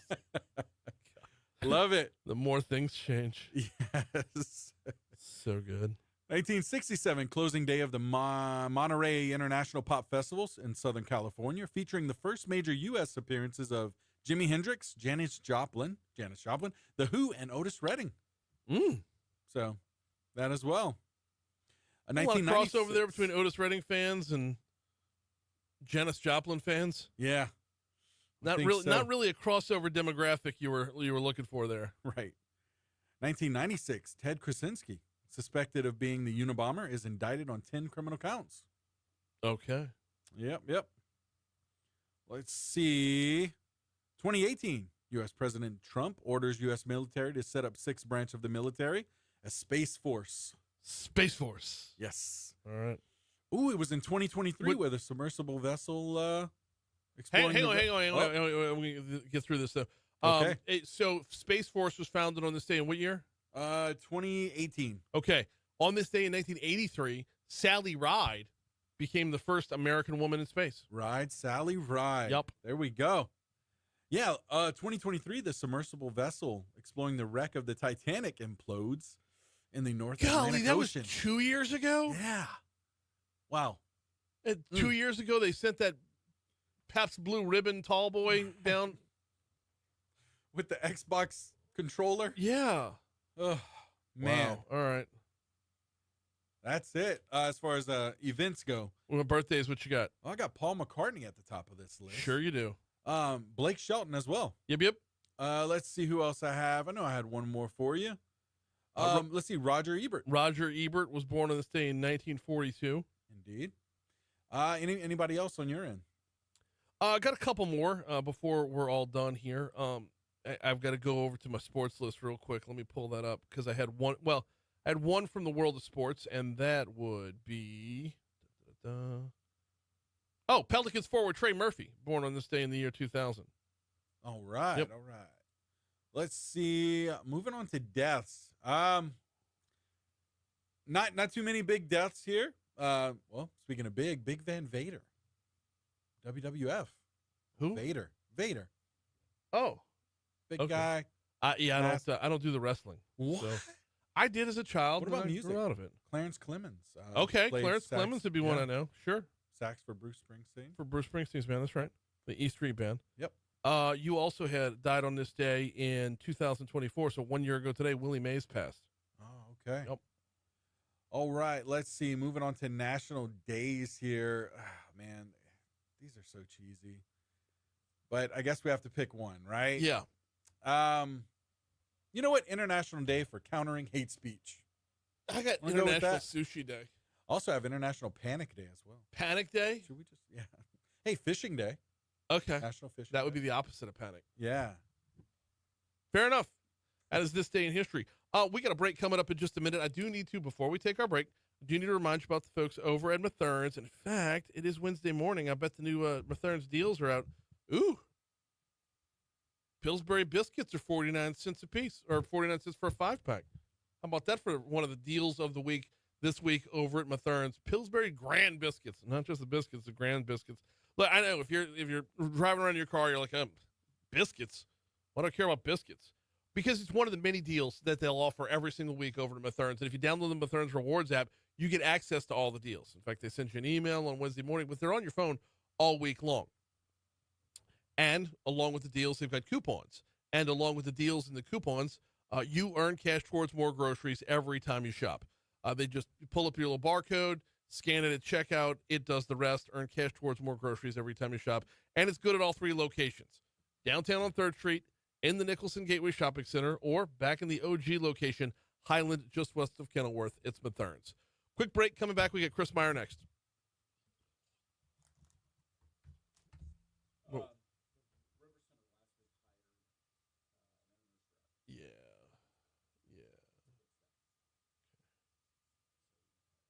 Yeah. All right. I'm like so tired. Yes. No, it was orientation, freshman orientation at Southern Miss. They're doing a lot right at Southern Miss. So, yeah. Yeah, I mean, I want to be a loud proclaimer of all things great in Louisiana, but we had decided early on Carey wasn't going to LSU, but that didn't rule out all the other schools in the state. Nobody rolled out the red carpet like Southern Miss did. So, and it stayed true through orientation. Yeah, super informative, super welcoming. They got this crew. They're like the ambassadors, like LSU's ambassadors. They're called Southern Style. Borderline cultish, but you expect some of that. I mean, they're, right. They're all wearing these like gold jackets, like they work for Coldwell Banker. God, that's an '80s reference, right? Mm-hmm. Yes. But no, like all the interaction throughout was just super helpful. Just at LSU, you're a resume. You are. How does your resume contribute to LSU? Whereas with Southern Miss, it's like your resume got you in here, and now you're a student, you're a person, you are a part of this community. So, I don't know. It's a formidable campus. I mean, it's not like an LSU or a UT or it's not like UT is. We went over there. That's a city. 4,000 freshmen in this class.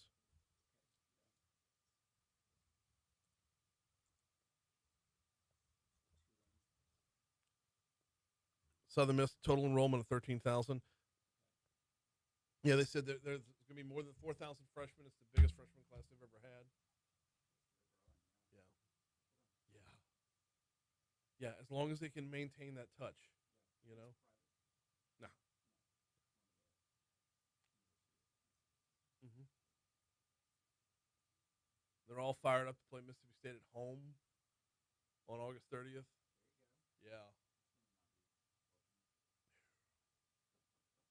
Bro, the humidity there was every bit as bad as it is here. You're a little bit further off the coast, It's going north by a good hour, and you're in the woods.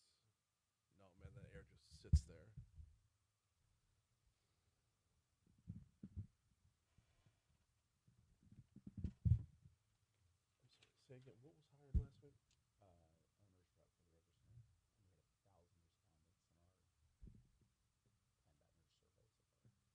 Cool. Okay. 817 Talk 107.3 FM WBRP. Mornings with Brian Haldane rolling right along. Time to welcome back to the show Chris Meyer from the Baton Rouge Area Foundation. How are you, man? Hey, I'm great. Happy summer. Yeah. Why are summers like busier than the school year? It's the worst. It literally really the is. worst. You got to keep track of like what kids at what camp. Yeah, I think I forgot about one of the kids. Yeah. So- Just bring. I want to send a sleeping bag wherever the kids go. Just in case we forget about you. You're taken camping. care of. I know it is. It's builds camp, resilience. right? There you go. No, and then so the last 2 days I was in Hattiesburg, Mississippi, which by the way they're showing up and showing out. That's what I'm hearing. We need to continually up our standards in Louisiana. That's right. Because they're going to continue to push us. Well, no one should beat us on hospitality and building a welcoming environment, and certainly our higher ed institutions need a continual improvement on that front. Yeah, and then at the end of the orientation, you had to fill out a survey on the orientation. Once you filled out the survey, you got a free T-shirt. And I'm like, man, I hate to be all back in my day, but back in my day, if you wanted a free T-shirt going into college, you had to ruin your credit. Or donate a pint of blood. There you go. One of the two, yeah. Well, no, they used to have all the credit cards that were lined up outside the, fill out a credit card, get a free T-shirt. Oh, okay, I'll do that too. And that's why you do your money now. Yeah, exactly.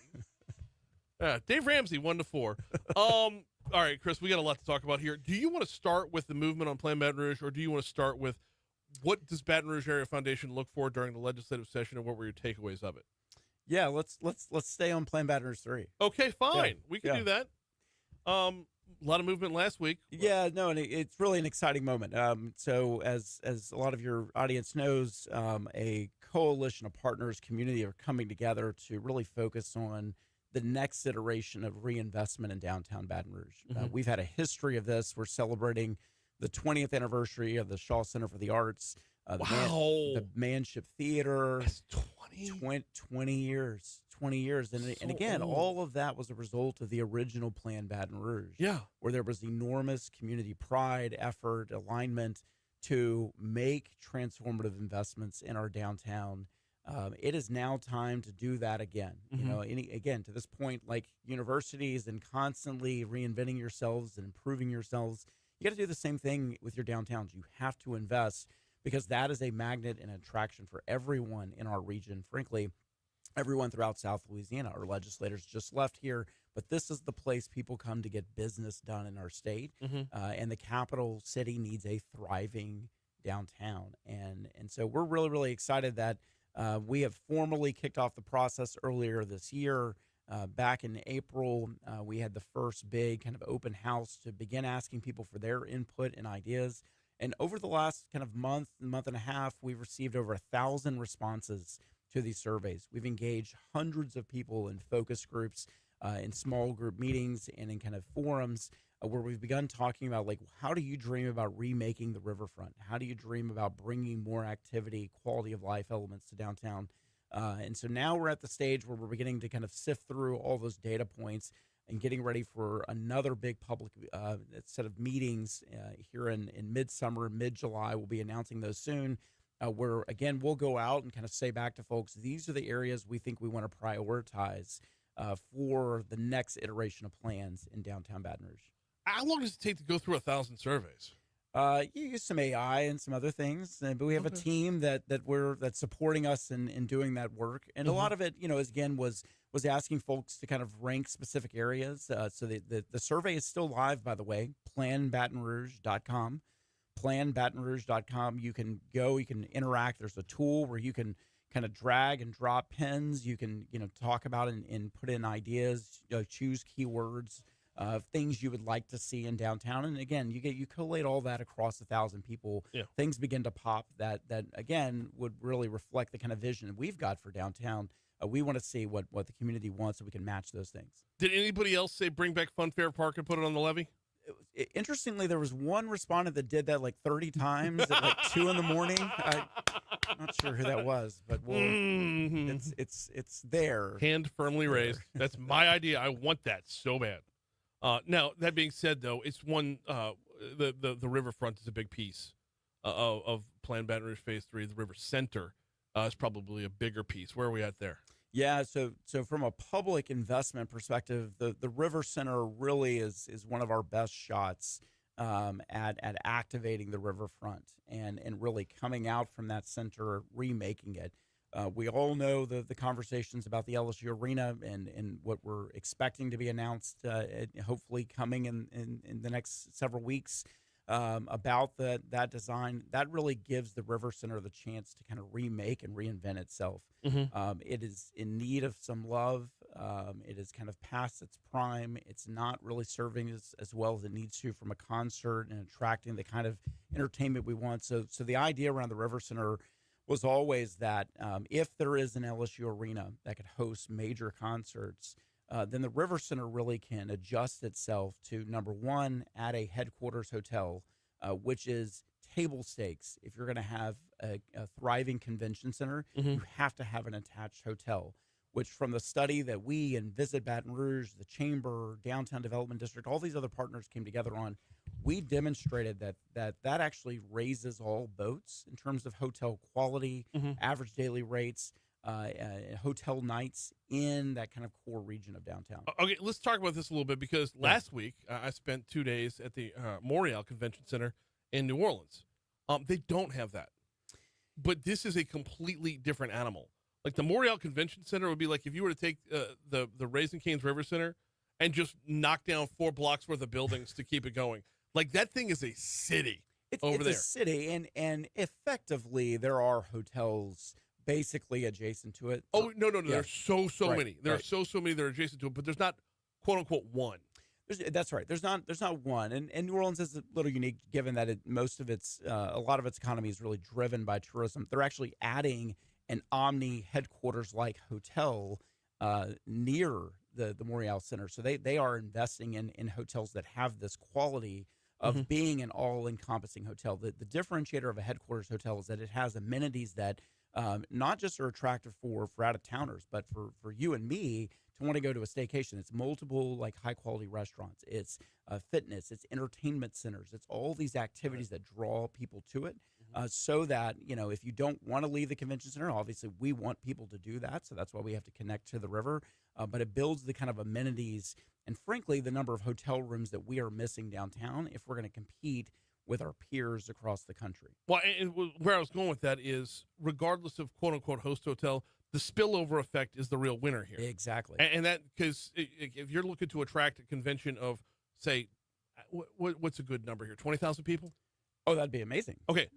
With the revamps and everything, you got to open up a lot of space. Yeah. But if you're looking to attract a convention of, say, 20,000 people, you are going to need. There's no hotels going to have 20,000 rooms. That's right. And that's just not going to happen. That's right. So the convention that I was at, the conference I was at, had 7,000 teachers at it, and they were scattered between like 8 different hotels. Yep. So even at a number like 7,000, even if you've got a convention of that size, you're looking at, like you said, rising. The rising tide lifts all ships. That's exactly right. So it just exactly right. Whether or not, if you want to do a side-by-side comparison of the two, I don't think it's fair because we're not looking for the same business.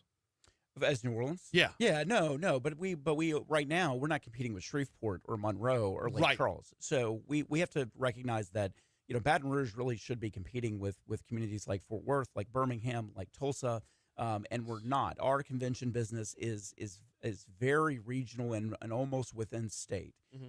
Jill Kidder, who's fantastic, you have her on here. I mean, we have to redesign this to compete. So the most important thing and the forward momentum I think your audience is going to care about is last week we selected an owner's rep. The Metro Council selected an owner's rep because it's a city-owned asset who is going to help us now attract and develop an RFP for an ultimate developer of this.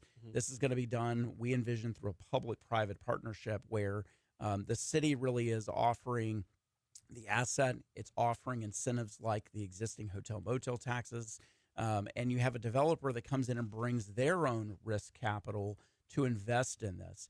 And the owner's rep we selected, the reason they really rose to the top is they are doing this exact same thing right now in 5 peer cities.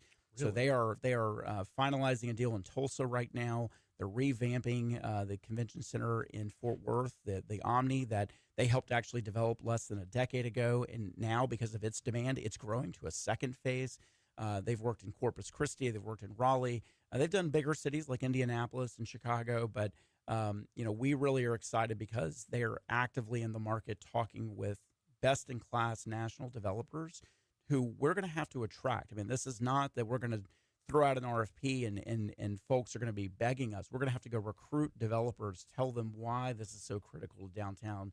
And this kind of investment, we're talking $400 to $500 million of a reinvestment in this specific facility. But what we want to do as partners is really make sure that the investment extends beyond the River Center to the riverfront, and really is one of those catalytic investments for all of downtown. One of the things we're going to need to start taking a look at here is maintaining what the River Center's got while we start to move through this process. I mean, there's going to be some short-term pain for long-term gain, but how do we minimize the short-term pain to make sure everything that the River Center has right now will be taken care of? It's a great question. So part of what we'll do over the next probably 8 to 10 months is working on those schedules. We have an oversight committee that includes members of the Metro Council. There's organizations like the ones I mentioned earlier, and we're working through those things. There will be a period that this thing needs to be phased in construction or offline. We don't know any of that yet until we really get in it with developers. But again, just like 20 years ago, we came together and dreamed about building a Shaw Center for the Arts, which would not have made a lot of sense on its own, but the community will said by investing in an arts district downtown, we know we can catalyze reinvestment in hotels and restaurants, et cetera.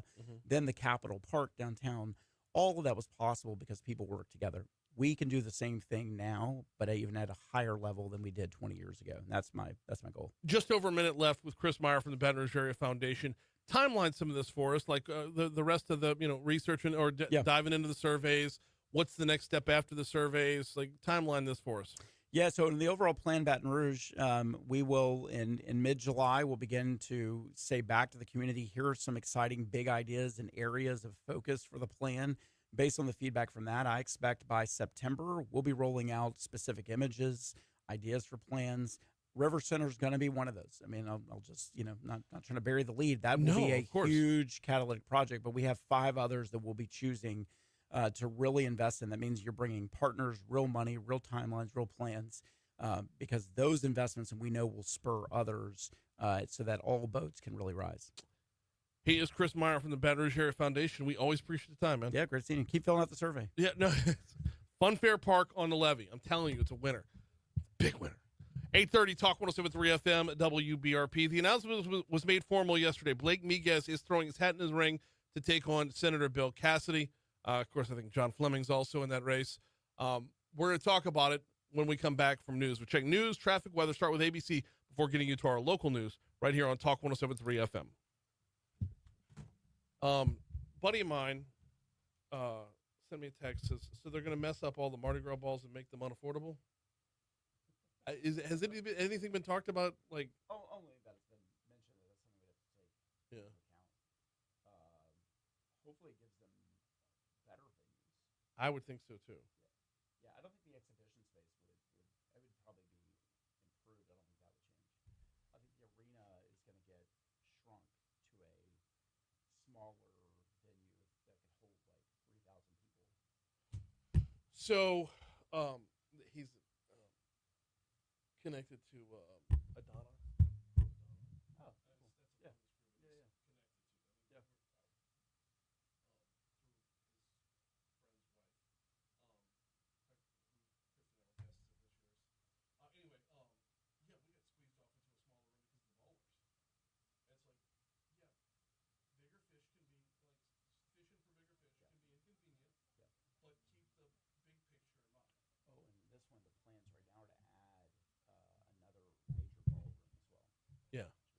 Yeah.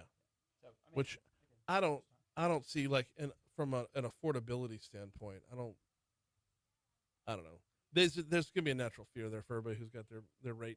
We had it from the hotels at first. Fear of competition. It's like, let us show you with the overflow.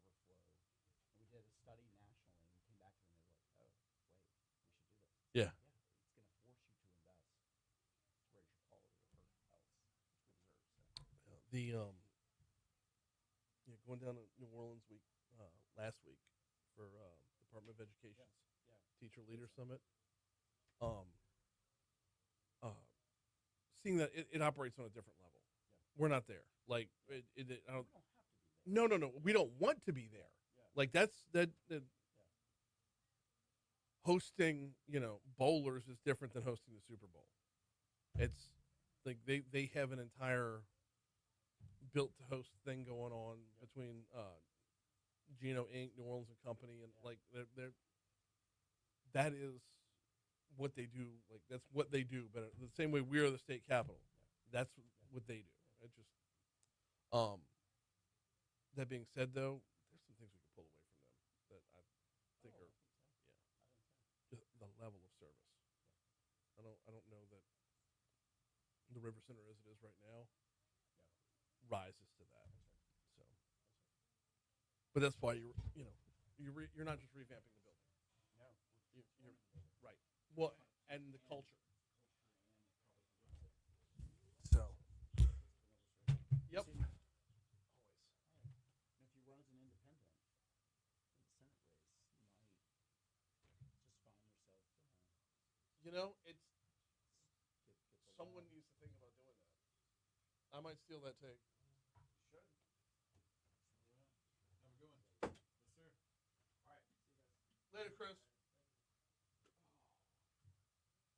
Can I get through the next 15 minutes without saying John Fleming's an empty suit? You didn't by any chance play back pre-recorded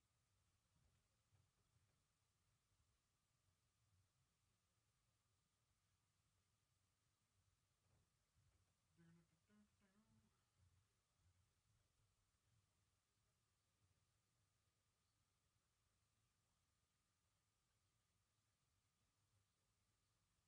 you?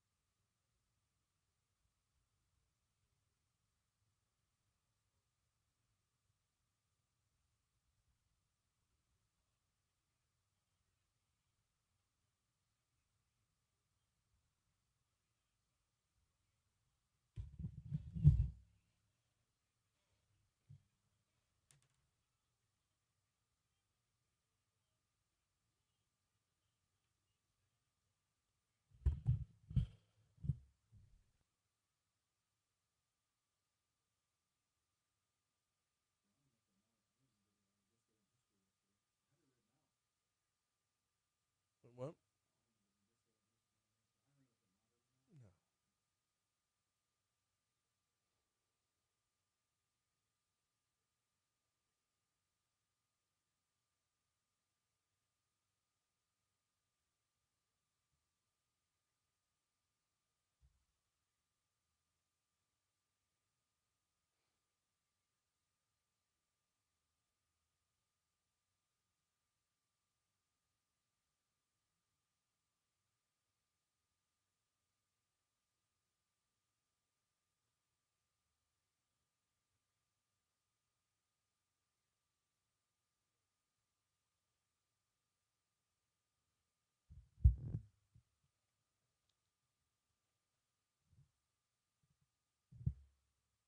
All right, here's what we got cooking for today, and cooking might be the operative term because we got a high of 92.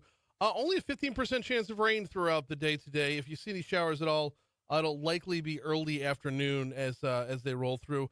Now, while we are looking at a high of 92 and it's going to be hot, you can mix a lot of humidity in with that as well. We're at 85% humidity right now. Not unusual for the morning, but it's a matter of how long it's going to stick around. Going to have a light breeze blowing throughout the day today, and somewhere between 8 to 10 miles per hour, especially around the midday as well. Overnight low tonight gets down to 75. Tomorrow we'll top out at 92 again with a 30% chance of rain. Up to 94 on Friday, 94 on Saturday, 93 on Sunday, and it looks like Sunday, Monday, Tuesday of next week, we got about a 1 in 3 chance of rain each of those days. Right now, we're sunny skies. We're 85% humidity. We're 82 degrees in downtown Baton Rouge. Feels like 92.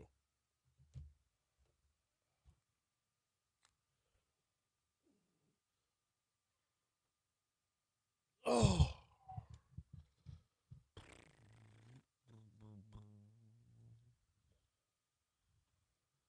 .838 Talk 107.3 FM WBRP. Mornings with Brian Haldane, rolling right along.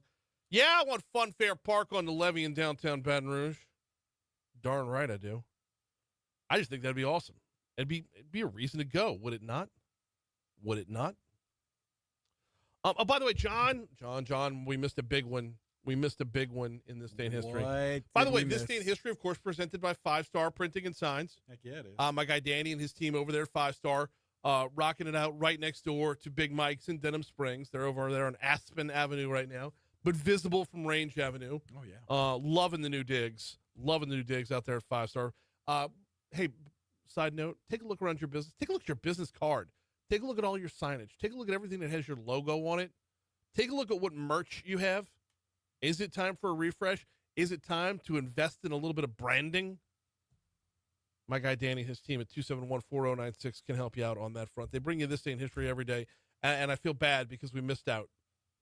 It was on this day in, oh, crud, what was the year? Oh, 1939. June 18th, 1939, right down there in New Orleans. Pontchartrain Beach opened up.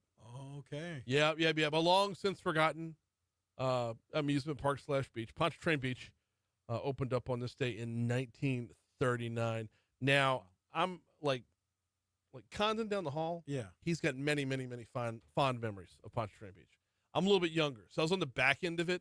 Yeah. Where, definitely went once or twice, but wasn't as big of a part of my childhood. But for so many people that grew up in New Orleans, Pontchartrain Beach was a big deal. Big That's thing. Awesome. So, yeah. Very cool. Yep. Anyway, that opened today in 1939.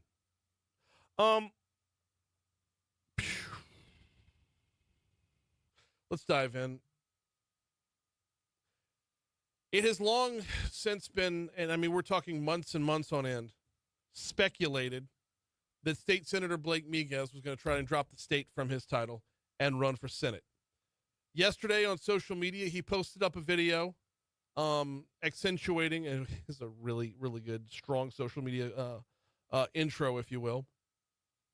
As he's launching his campaign for U.S. Senate, we have the audio of that video right now. I'm going to tell you right now, Blake is Senator Miguez is a sharpshooter.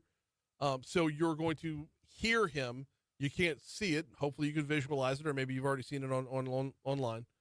But he has campaign issues and like little paint canisters, and he throws them up in the air and he shoots them out of the sky. So when you hear that happening, that's what's happening visually when you've got that audio. Here we go. I voted to convict President Trump. I'm Blake Miguez, and I'm running for the U.S. Senate because Bill Cassidy sucks. I'm a 7th-generation Louisianan and a world champion sharpshooter. Phony politicians like Bill Cassidy can't shoot straight, but I can. Ultra-processed foods are slowly poisoning our children. Cartels and gangs have invaded our country with violent crimes and drugs. Far-left Marxists are attacking and destroying American culture.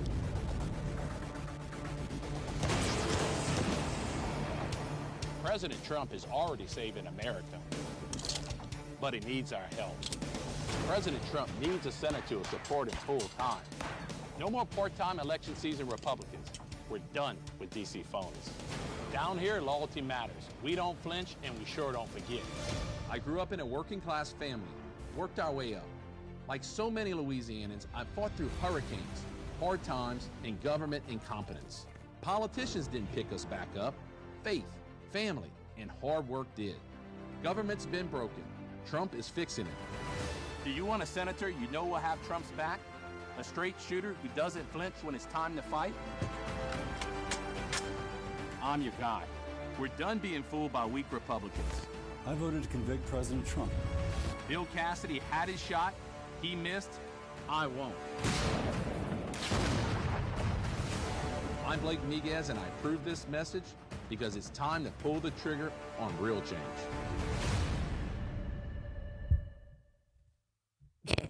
I mean, just this side of the Texas Law Hawk, and if you've never seen that, go ahead and YouTube it.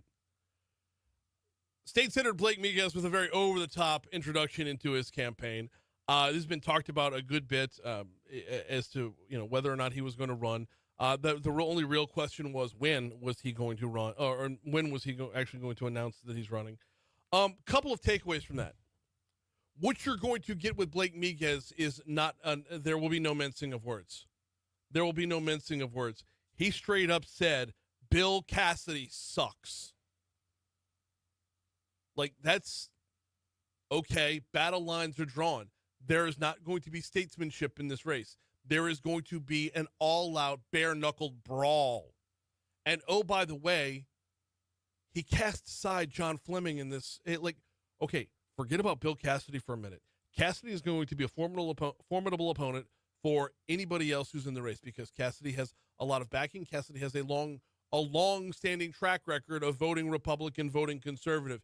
Yes, he does have the albatross around his neck of voting to impeach President Trump, voting to convict in the impeachment of President Trump. He's going to have to deal with that, and it's going to have to not come from him to deal with that. Because Senator Cassidy, on this show, I asked him, coming out of a meeting with Donald Trump, I asked him, was it weird sitting across from the man that you voted to convict? And Senator Cassidy's words were absolutely not. We're both looking to move this nation forward. Bygones are bygones. The past is the past. So from Senator Cassidy's standpoint, not going to be an issue. But what's going to need to happen for Senator Cassidy is the president's going to have to say that. That said, State Senator Miguez was dismissive of John Fleming in that as well. Make no bones about it. When he said part-time election season Republicans,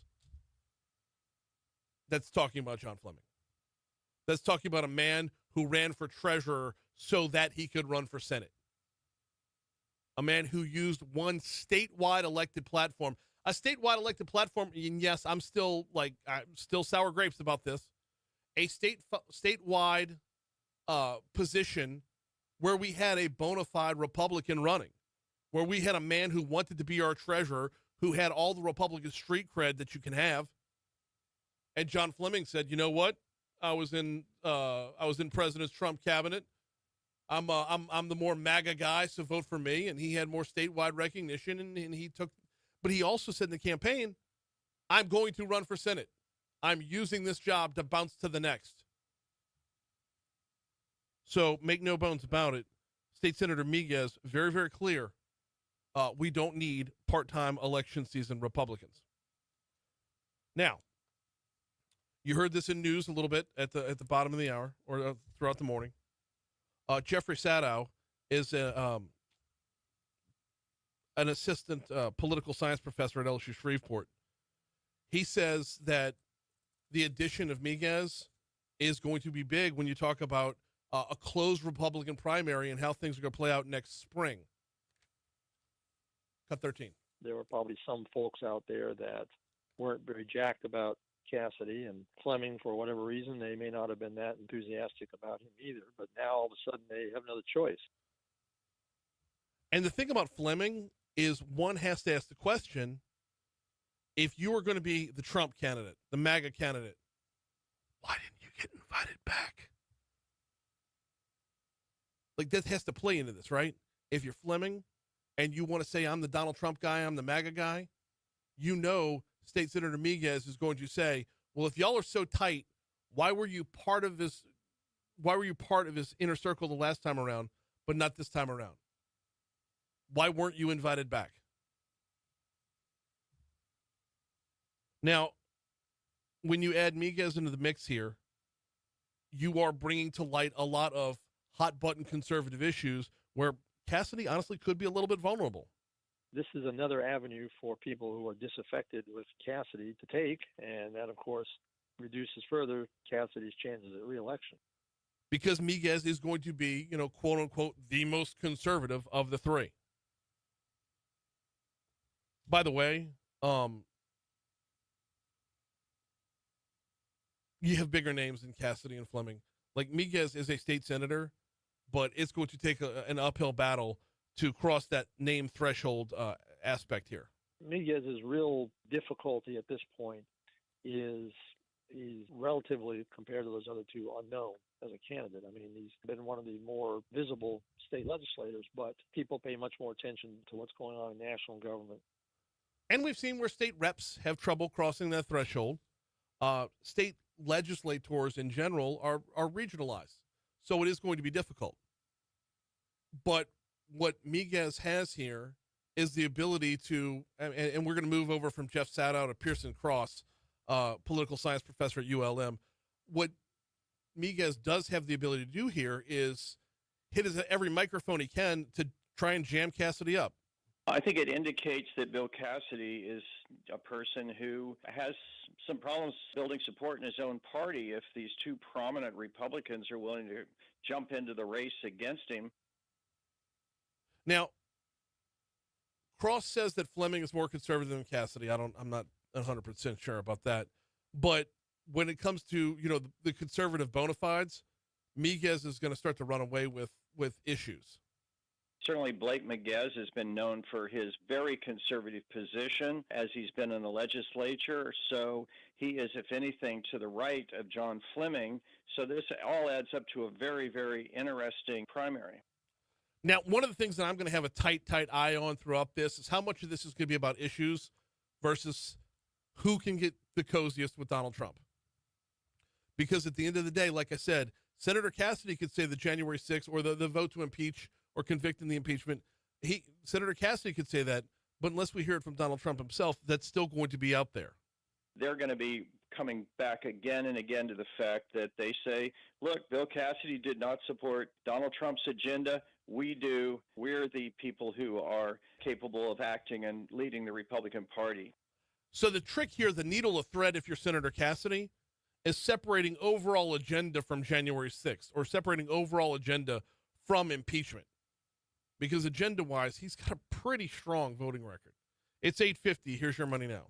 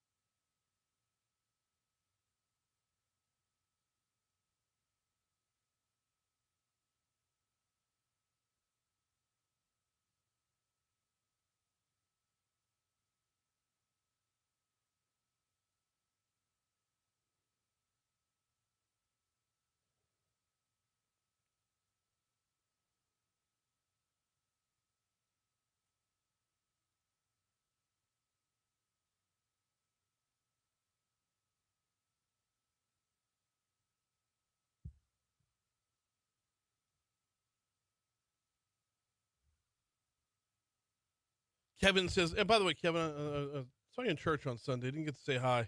You were kind of across the way. Miguez has been pretty mainstream locally, statewide. The national notoriety of the others can be a major disadvantage for them. Yeah, absolutely. Completely agree with that. Matt says, I'm sour about him getting the treasurer job than announcing he wants to bounce also. Trump is known for, you know what? We're going to bail on what we're going to do in this last segment. I want to talk about these comments. They're all good. They're all freaking good. Byron says Clay Higgins 2.0. Blake Miguez is way smarter.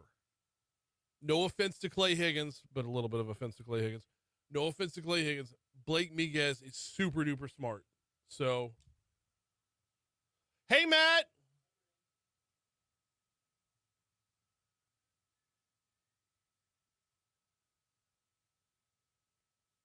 Matt says, with Miguez in, does Fleming drop out? Not yet.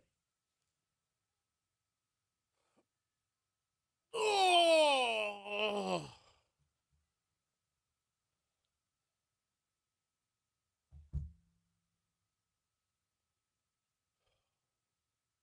I just had someone cancel a meeting this morning, and I could not be happier about that.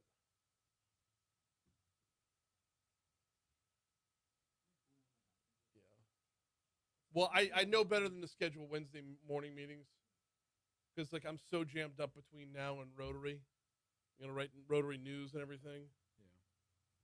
I have it mapped out pretty good, but if I have a 10:30 meeting, that pushes everything up.